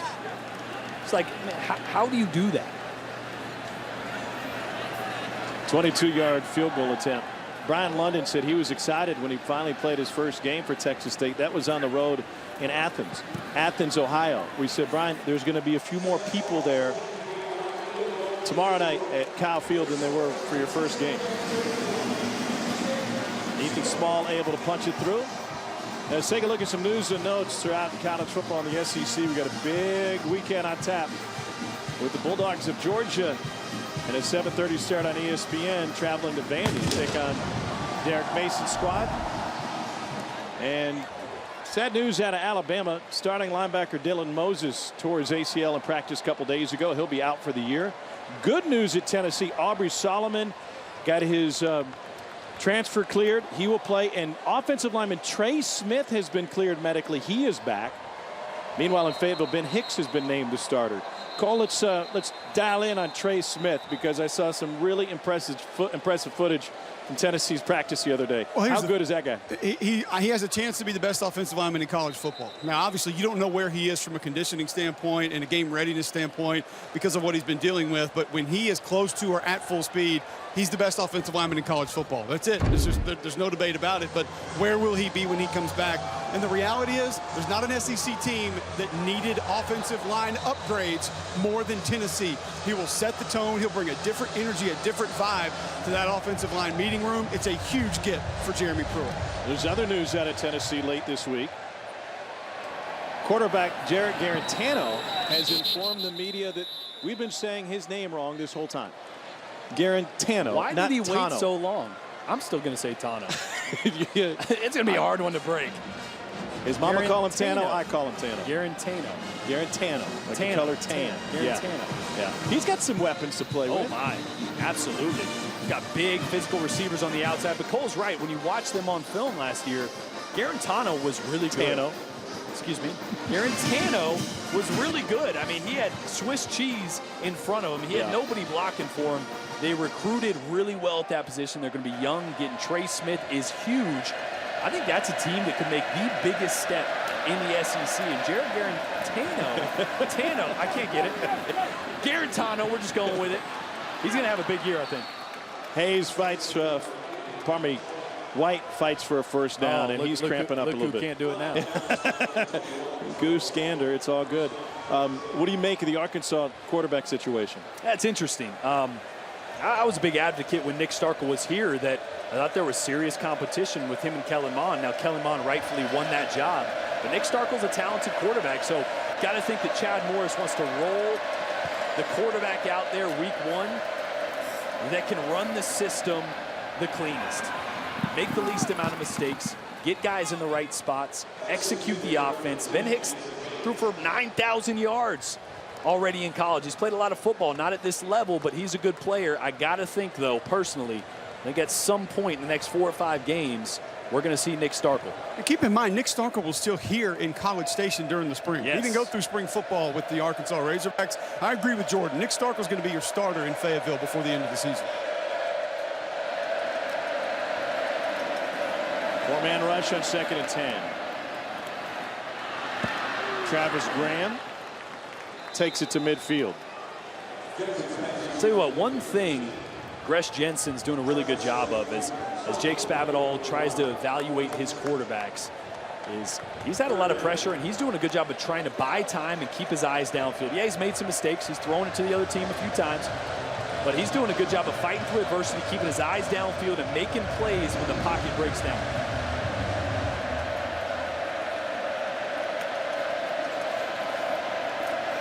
They drop 7 again. And he's able to find Caleb Twyford out of the backfield. Clemson is up next for this Texas A&M team. And tonight against Georgia Tech, it's a 49-7 lead for the Tigers. Travis Etienne is averaging 17 yards a carry, Jordan. He's got 12 carries for 205 and 3 touchdowns. Oh, you say 17 yards a carry? That's pretty good, Is isn't that it? is that good? Is that good? Is that good? Holy. He had a 90-yard touchdown run in that game. It's a dangerous team. But when you look at Texas A&M right now, the biggest question mark going into that game for me was the secondary. Some of the youth, some of the inexperience going up against Trevor Lawrence, who might be or is the best quarterback in the entire league. He can put the ball in a mailbox all over the field, throw back shoulders, push it 60, 70 yards downfield. But I have seen a lot of positive things so far tonight from this secondary that tell me they might be ready to play. Yeah, I know it's tough to judge Clemson with their numbers against Georgia Tech tonight, but Lawrence, 13 of 23, only 168, a touchdown and 2 picks. Now, obviously, they haven't had to lean on the pass at all. Right. I tell you guys, the other part of it, and I put it on multiple times as we were preparing for this game. You go back and watch the Clemson A&M game last year. Clemson did not march up and down the field on this A&M defense. No. It was 4 or 5 big plays that decided that football game. This A&M defense was great against great runners last year. They held Travis Etienne in check. They held Benny Snell in check. It was a season low in rushing yards for the Kentucky running back. First time across midfield for Texas State. Got a timeout on the field as they look at a 3rd and long.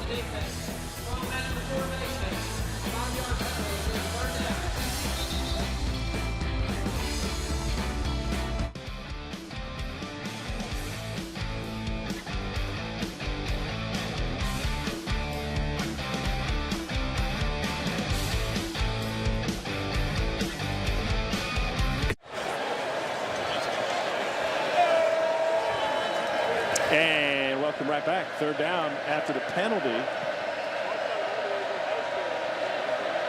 A little bit more manageable for Texas State. Pressure coming up the middle. Jensen on the run, across his body, incomplete. And that'll bring up 4th down. Did a good job of buying time there. Dangerous throw. I think right now Jake Spavital's looking at this quarterback situation. I think he feels a little bit better. I think Jensen's done some things that you can build upon. Tell me how that works within a locker room. You got a guy that you rode with last year. He's voted a captain. He's well liked in Tyler Vitt, but he doesn't perform. What's the reaction in the locker room for a guy like Jensen? I mean, you can like a guy all you want, but at the end of the day, you want to win. You want the guy out there that's going to give you the best opportunity to win, and that's what Spavital has done.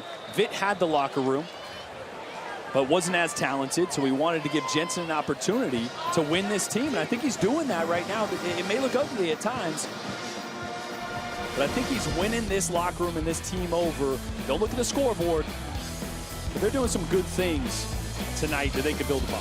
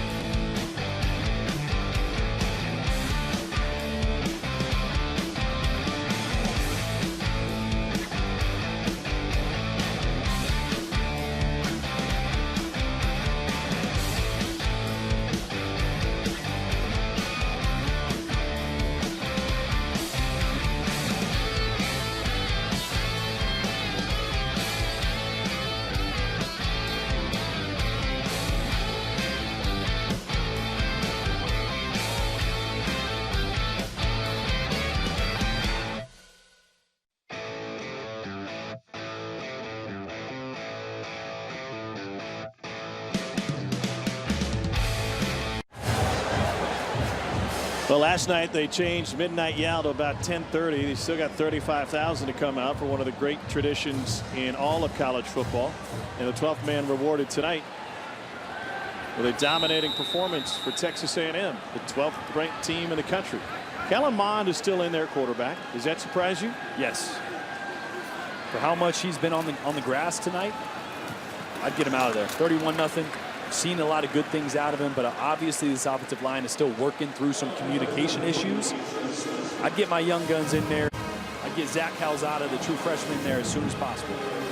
I don't know. I think about what's up next week, and you still have a true freshman offensive lineman in, true freshman tailback in. I think Jimbo Fisher may want to see this group work together a little bit more in live action.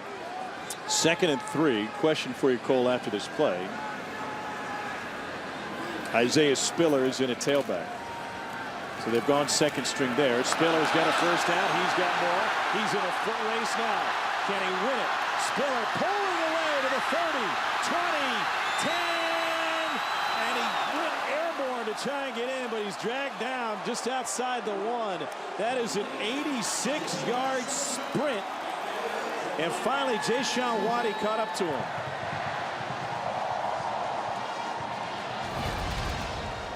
It was a violent landing for Isaiah Spiller. That's a great cut back there. The right side of the offensive line does a good job of washing things down, but Isaiah Spiller, the true freshman, showing a little vision well beyond his years, and then for 220 pounds, running away from guys, almost. Yeah, almost. I get a feel for where he got injured. He may have taken the football to the gut. Yeah. You hope that's all it is?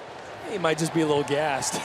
Yeah. he's smiling a little bit. A little disappointed he couldn't cover that final yard and a half. What a run. Weren't you guys talking about his 40 speed? Yeah, he was stretching the other day at practice, and I'm looking at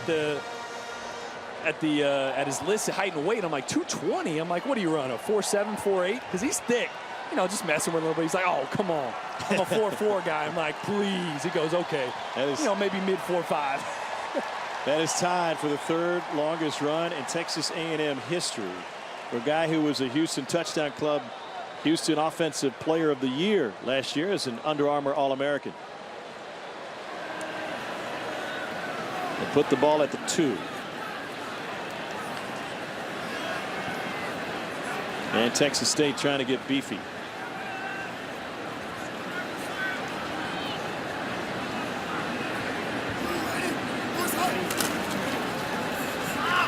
Jayshawn Corbin takes it straight ahead, and that's how the third quarter will come to an end. Aggies 31, Texas State 0.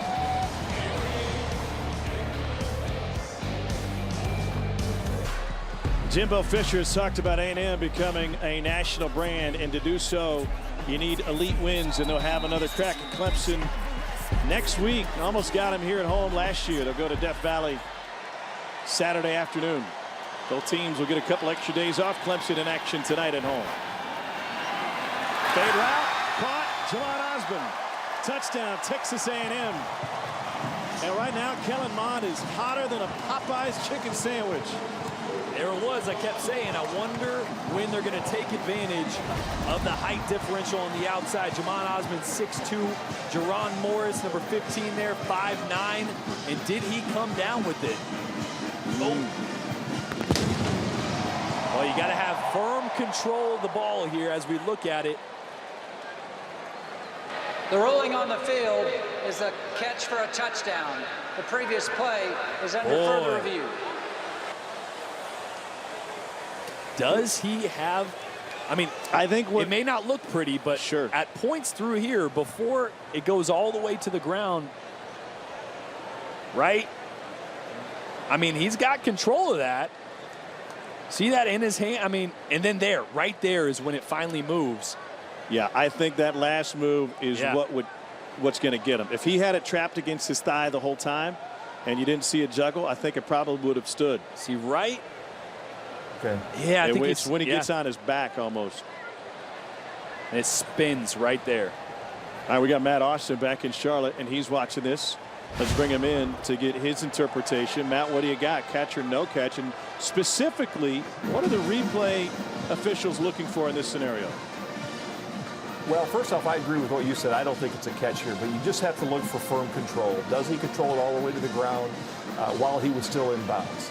It looks like once he goes out of bounds, if the ball's still moving, then it's an incomplete pass. I would expect the replay official to overturn it. That's was ruled touchdown on the field. Goes right through his hands here, gets it to the hip. See, the thing is, I'm not sure. I guess I don't think he had firm control then, even with the foot down that first time, you know?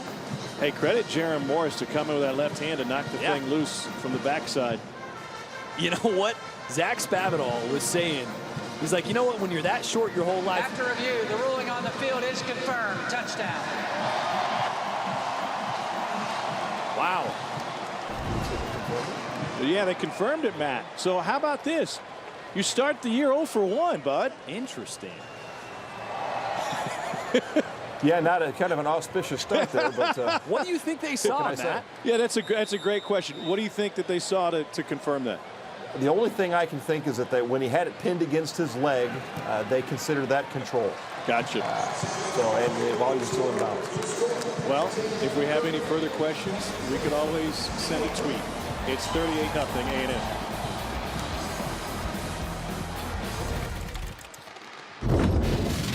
A&M getting tuned up for the big showdown next week.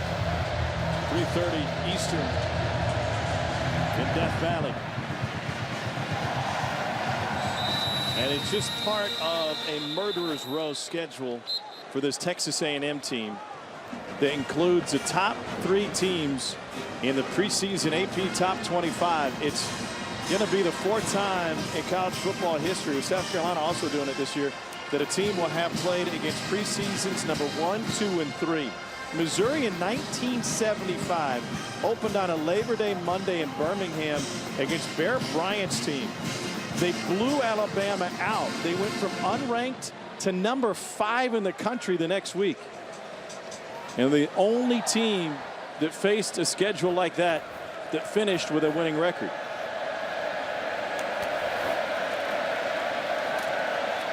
On the slant route, it's complete to Jamari Shareed. What is the most difficult aspect of A&M's schedule?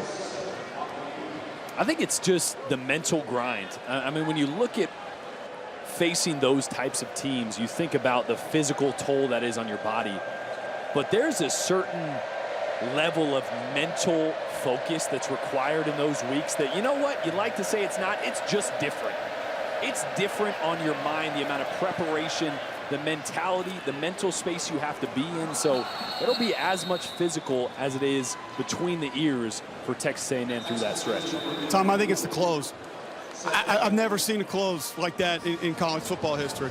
To play South Carolina at home, at Georgia, and then at LSU, maybe the most difficult place in this league to play. I've never seen a three-game stretch on the back end of a schedule like that in my life. Yeah, I'll be honest, when you first said close, I thought you were talking about the uniform. Jensen fires, and that one's complete. This is a Texas A&M team that could be vastly improved from last year's squad, yet they could easily end the year with 4 losses. And that's not even considering the fact that in game 4, they've got an Auburn team that's 16th in the country. I think it's dangerous to assume that outside of those top 4 opponents, including number 6 LSU, that any other game in conference is a shoo-in. Not at all. Auburn's going to be a tough one. Mississippi State's a team that a lot of people are overthinking or overlooking. I think they're going to be good. I think they're going to be much improved on offense. So, you know, Kevin Sumlin got fired from here for winning 8 games and going to a bowl game 3 years in a row. Yeah. If they win 8 this year, it's going to be a much different 8-win team. And remember, this A&M team hasn't swept the Mississippi schools since Johnny Manziel was at quarterback. Had to. Yeah. Hair looks good, though. Oh, hair looks great.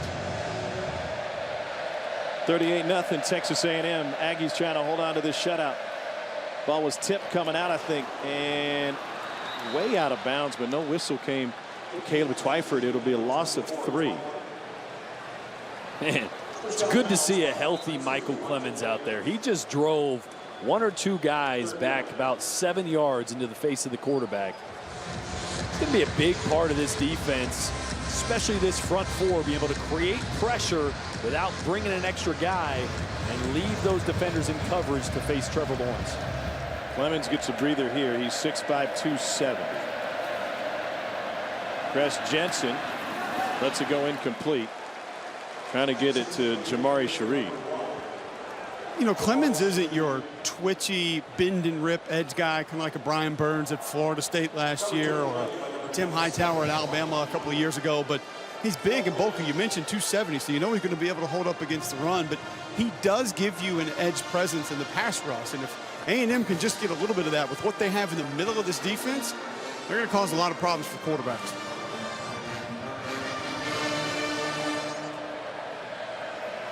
It's disappointing that he never saw the field last year. Foot injury early. They kept thinking they could get him back, and this never worked out. The freshman punter, Seamus O'Kelly, and a fair catch taken. So Kellen Mond's day is done. Mond will rally the troops, but it looks like it'll be Zach Calzada who takes over this team. And there are about 3 different guys they could have gone to for that second string quarterback position. And you look at strictly arm strength for Calzada.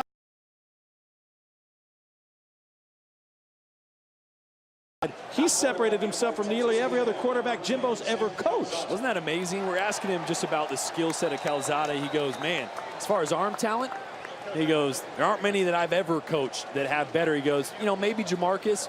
And then he stops there. Yeah. I mean, of the quarterbacks that he has coached, that's to the extent he stopped. That guy's got as good, if not better, of an arm than anybody outside of Jamarcus Russell. You see a little bit of that arm talent there. That ball jumps out of his hand. A little off target, though, for his first attempt. Zach Calzada out of Buford, Georgia. Texas State, number 93, has changed jerseys back to number 5. 93 back to 5. Should I tell him that I'm going to change my pocket square, too? Out of Buford, Georgia, Lanier High School. He was an Under Armour All-American. 4-star recruit, had a 4.0 GPA, and he runs a 4.740. Pretty good combination of numbers for the freshman quarterback. Hurry up, Jimbo Fisher saying. Play clock is at 6 already. Calzada. Wide open, but off the hands of Jamon Osborne. That's one of those things with a young quarterback that has this talented of an arm, coaching him to realize, hey, sometimes you can take a little off it. On that one, had a wide open receiver. If he takes a little of the velocity off that, gives this guy an opportunity to catch it, that might be a touchdown down the sideline. What impressed you the most watching Calzada in practice? You know, it's interesting because he holds the ball real high, what we call on the shelf, almost on the right collarbone, closer to the ear, similar to Kellen Mond. That's a Jimbo Fisher thing. He wants all of his quarterbacks to have that ball high and press back. But it looked natural. So I even asked Daryl Dickey, the quarterback coach, did he always hold the ball there? And actually said no. Out of high school, had a big loop in his throwing motion, held the ball more down closer to his belly button, or just lower than his chest. But that's something he's been working on since he's been on campus since January, already adapting to some more fundamentally sound mechanics that Jimbo Fisher has been teaching for decades. Yeah, and if you're Calzada, you've been throwing it the same way for whatever, 8-10 years of your life. Not easy to do. Yeah. Not easy to do at all. But he's done it well, and that's why I said he looks natural throwing the football with this new, shelf or platform to which he throws the football from. He's got a ton of talent.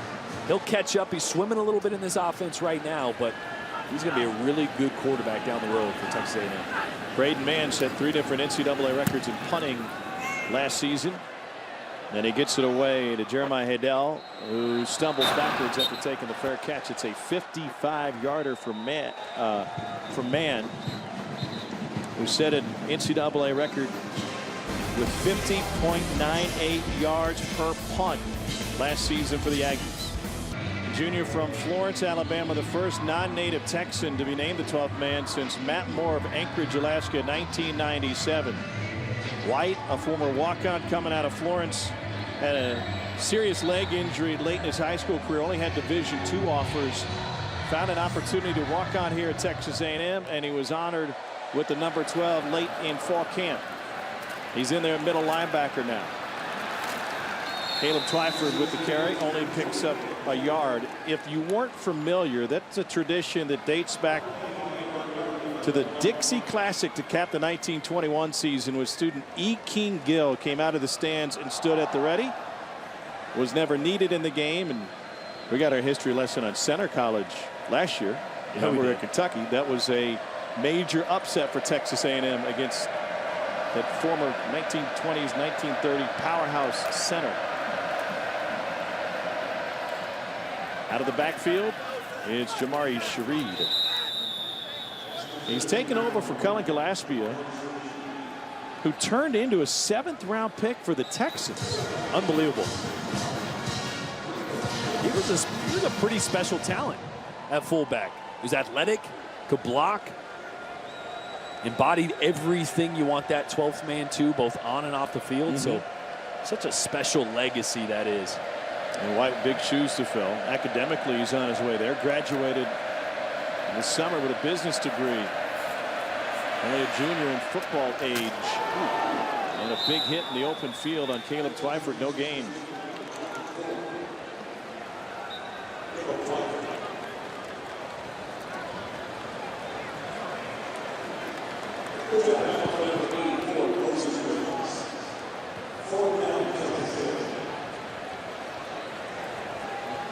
And so a successful run for number 12, Braden White.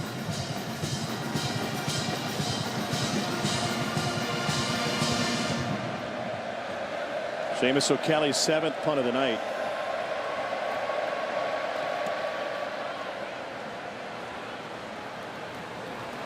Braden White's roommate his first year here at Texas A&M was the late Luke Laufenberg, who a week ago, the former Aggie walk-on tight end, at just 21 years old, lost a 2-year battle with cancer. He walked onto the Aggie football team in 2016, redshirted his 1 year on the squad, had since transferred to UTEP. He was first diagnosed with cancer in December 2017, got clearance and was slated to play at UTEP before the cancer returned. He was re-diagnosed in April, told it was terminal in July. They will honor him at the UTEP game this weekend with a jersey presentation to his dad, former Cowboys quarterback Babe, Scholarship has been established to honor his memory, the Luke Laufenberg Fight Scholarship Fund, which will help deserving students. Sympathies to the Laufenberg family and to everybody associated with the UTEP program and the Texas A&M program who knew him so well.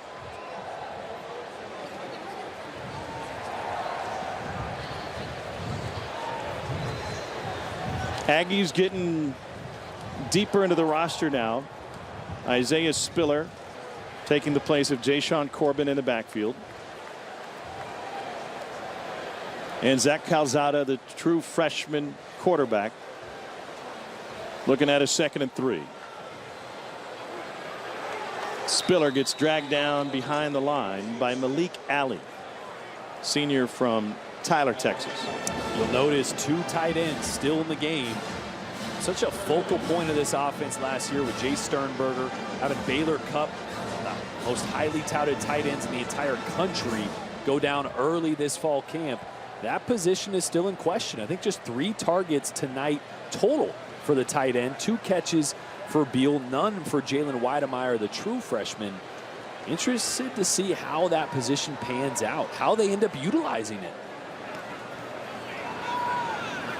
Cup had leg surgery, played on his ankle and his tibia.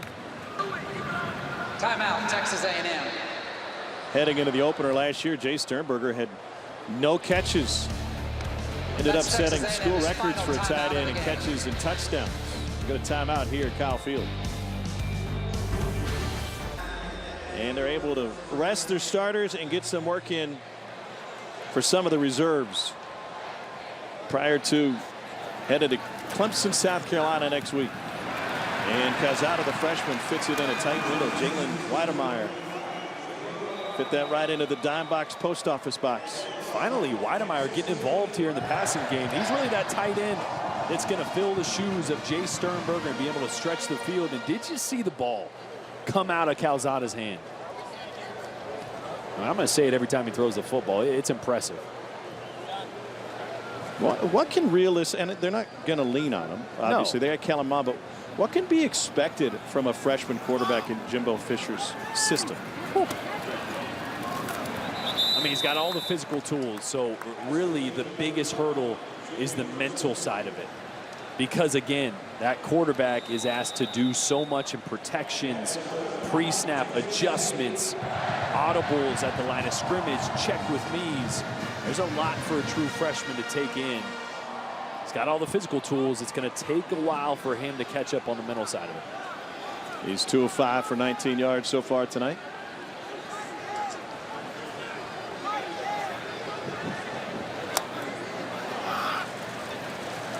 Calzada rips one into the flat for Jalen Preston. And Preston aiming for the marker. We got a camera right there that's going to give you a fantastic view. At least that was until Malik Alley just kicked it over. Look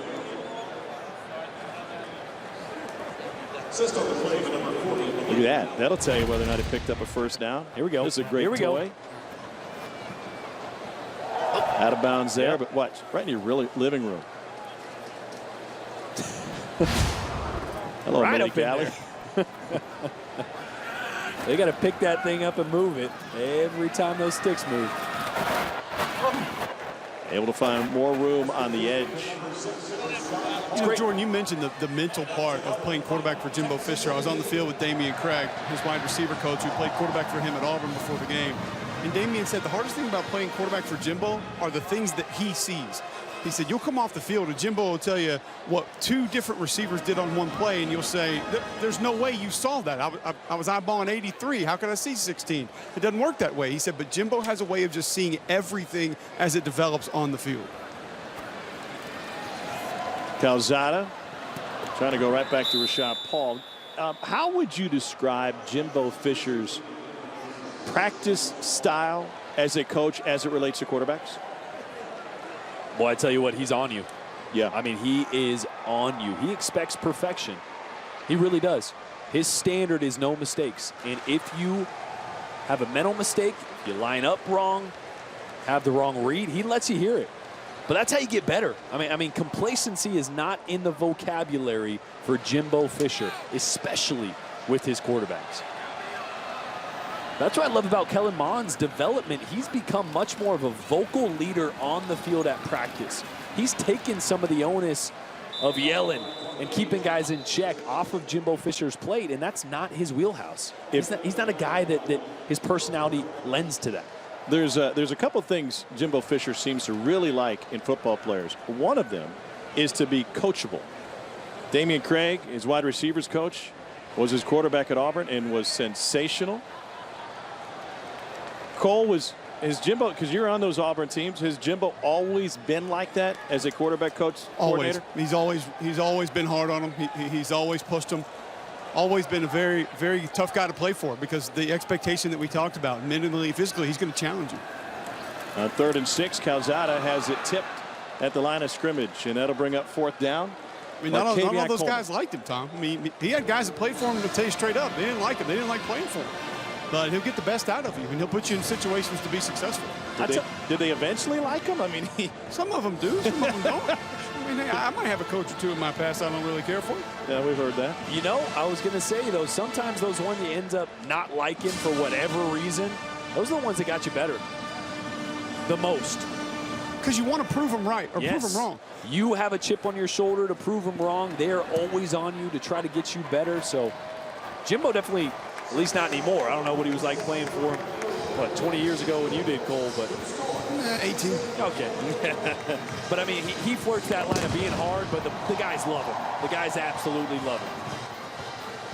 Not just quarterbacks, great with running backs. He's had a running back that has led the conference in rushing 3 of the last 4 years. Travion Williams last year. Dalvin Cook led the ACC in both 16 and 17. He's one of only 5 active coaches that have won a national championship. I saw that nugget and I said, wait a second, I got to go back and recount. But Les Miles is back in the game. Oh, yeah. And Mac Brown is back in the game. Oh, there we go. Yeah. Brought it right back up to 5.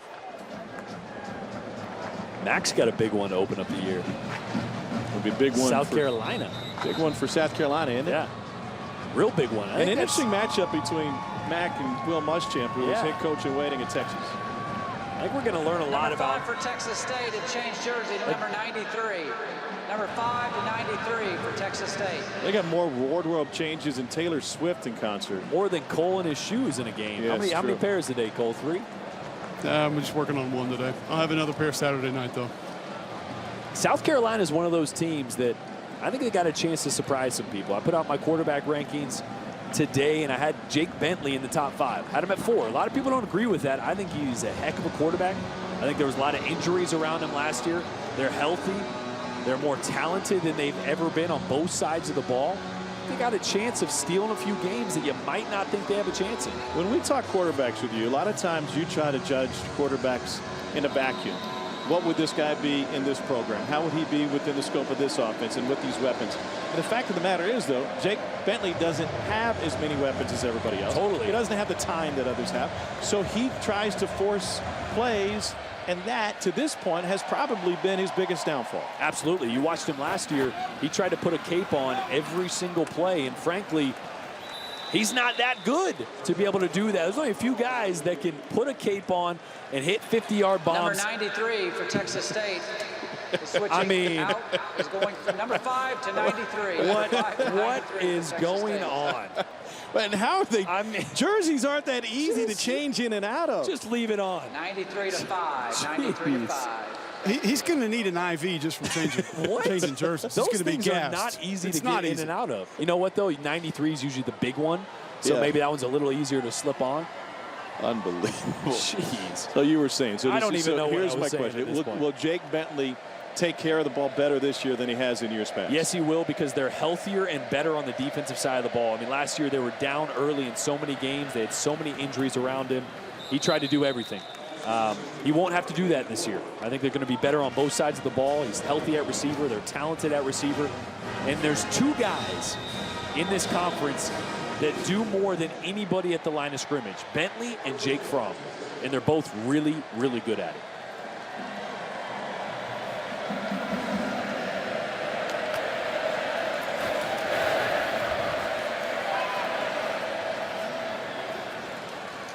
Able to complete it. Let's take a look at your top 5 quarterbacks. It's a gain of 8. 1 and 2. Pretty simple. You got Kellen Mond slotted in at number 3. And I think Kellen is closer to these two than anybody else is to him. So he's closer to stepping in that conversation of Jake Fromm and Tua Tagovailoa than I think Bentley and anybody else behind him is to being where Kellen Mond is. And that's a testament to how much he has developed. But this guy right here, let me tell you, sometimes I evaluate quarterbacks in a vacuum, and sometimes I just got a feeling. And I feel like Tommy Stevens is going to be a good player, You're man. going God. Well, you spent some time with him this summer. I did. Manning Passing Academy. I got to see him in shorts and a T-shirt ripping around. I tell you what, he looks better throwing the football than almost anybody in the country. He is talented for sure. Now, does that always translate when the lights turn on? No. But this Mississippi State football team was inept at passing the football last year. They could not do it. That will not be the case. He's 6'5", 230, athletic, and he can throw the ball. He's going to surprise some people. Shareed in motion. Gress Jensen incomplete. Right through the hands of Twyford, the junior from Farmersville, Texas. Be really fun to see what Joe Moorhead can do with a dependable, strong-arm quarterback, because he is as creative a mind as we've seen him. He's at Bob Stitt's level in terms of bringing up and inventing new things. Of the zone read and reading off the safety, what they were doing back when he was, I think it was at Fordham, was revolutionary in its own right. And I don't think we've really seen who Joe Moorhead is. I don't think we've seen his DNA as a play caller, because at Penn State had Saquon. So didn't have to do as much as he wanted to be creative. And last year didn't have a guy that could throw the football consistently. Bob Stitt just threw us a bone, by the way. We asked him last night in the meeting to run the fly sweep with the touch pass at one point sometime tonight, and they just ran it. It was, we got to look at it again. His contribution to college football came about in the early 2000s, about 2003. He said, we were working out of the shotgun, and I had to find a way to run the fly sweep out of the shotgun. He introduced it to a bunch of guys. Mike Leach said, not going to do it. We don't like it. Plenty of people have, including his head coach, Jake Spavital. This is a pass. And it's really just a touch pass. I mean, that quarterback doesn't do much more than tap it forward. You know, it's hard to time. You know, centers timing, quarterback catching it, reaching for the handoff. Like, receivers aren't used to taking a handoff. Makes a ton of sense. They're used to catching the football. If anything goes wrong, it's an incompletion. But he was joking. Early when he first started running it, refs didn't know what to do. Thought it was a fumble. He said, we lost a couple games because they didn't know how to call it. He said, those guys in the Rocky Mountain Athletic Conference, I told them what was coming, and they wouldn't believe their eyes that it was a pass. Colorado School of Mines in Golden, Colorado. He was the head coach of the Ore Diggers. It's an engineering school. That's the only major they offer is engineering, where the average ACT score in math is 29. Is that good? It's pretty good. That's pretty good. Mine was not. The beauty of it and the Texas ties, now that he's in San Marcos, is he said, we recruited a lot of guys from the state of Texas because there are so many guys who are going into petroleum engineering that came from the state of Texas, that worked in the oil and gas industry, that they would come up there to that engineering school.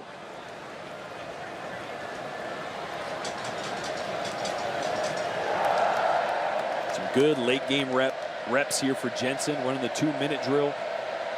Spavital is going to have a lot of good film to evaluate and teach off of for his quarterback moving forward, which will be Jensen. Great catch, and they'll move the chains again. And that grab by Javen Banks. Don't forget, SEC Now is coming your way post-game. All the highlights from this one will catch you up to date on what happened between Clemson and Georgia Tech as A&M looks forward to their next opponent, and a full preview of everything coming your way this weekend. Cole, what's the one game that you're keeping a close eye on this weekend in the SEC? I think it's got to be Auburn, Oregon. When you're talking about a top 3 offensive line for the Oregon Ducks going against what I believe is the best defensive line in college football in Auburn, starting a true freshman quarterback in Bo Nix. That was a fantastic catch by Travis Graham Jr., but it came with the flag, and he was able to work his way around Trevon Fuller.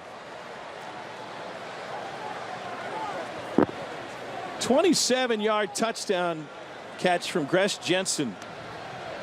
Pass interference on the defense, number 28. That penalty is declined. Result of the play is a touchdown. How about the focus for Travis Graham Jr.? It's a go route, taking a shot here.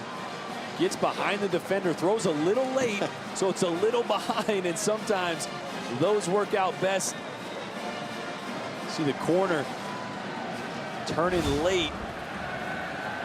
Hey, by the way, you think Jimbo's tough on quarterbacks? He's pretty tough on defensive backs, too. Oh, yeah. I could be happy about that one. So Texas State is able to put points on the board, and the shutout is lost for this A&M defense. So Auburn, Oregon on Saturday. That'll be a big one, and that will really affect the narrative from a national standpoint, not just for Gus Malzahn and his season, but Cole, that could have a big effect on what folks think of the Pac-12 going forward.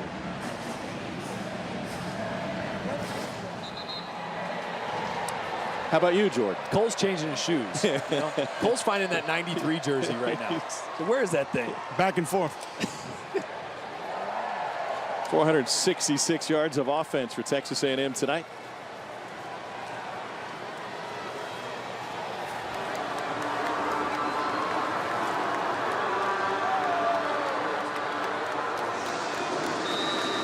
We get to go to Nashville's West End and see Vandy in Georgia Saturday night.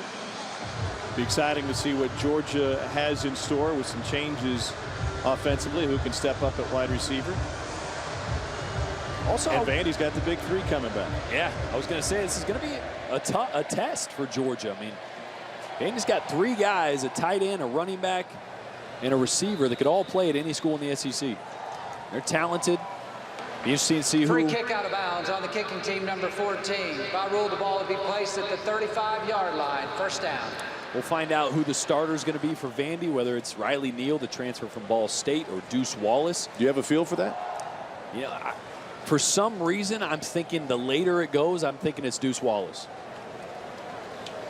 The idea being that the transfer would have already won the job at this point? You think so? Yeah.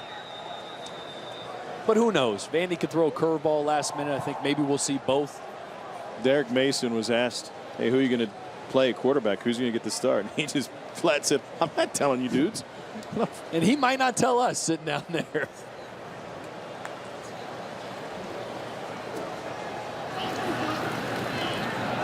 Straight ahead. And clock winding down. This will be the 12th straight win against an in-state foe for Texas A&M since they joined the SEC. Cordarian Richardson, the UCF transfer, getting some touches. Kellen Mond's night, 19 of 27, 194, 3 touchdowns and a pick. And Zach Calzada has gone 4 for 9 out of the bullpen. Richardson again. A&M will get a few extra days to rest, recuperate, and prepare for one of the top teams in college football as they go to Clemson next week. Offensive line might have been a little bit shaky early, but otherwise I don't know if you can find fault with any performance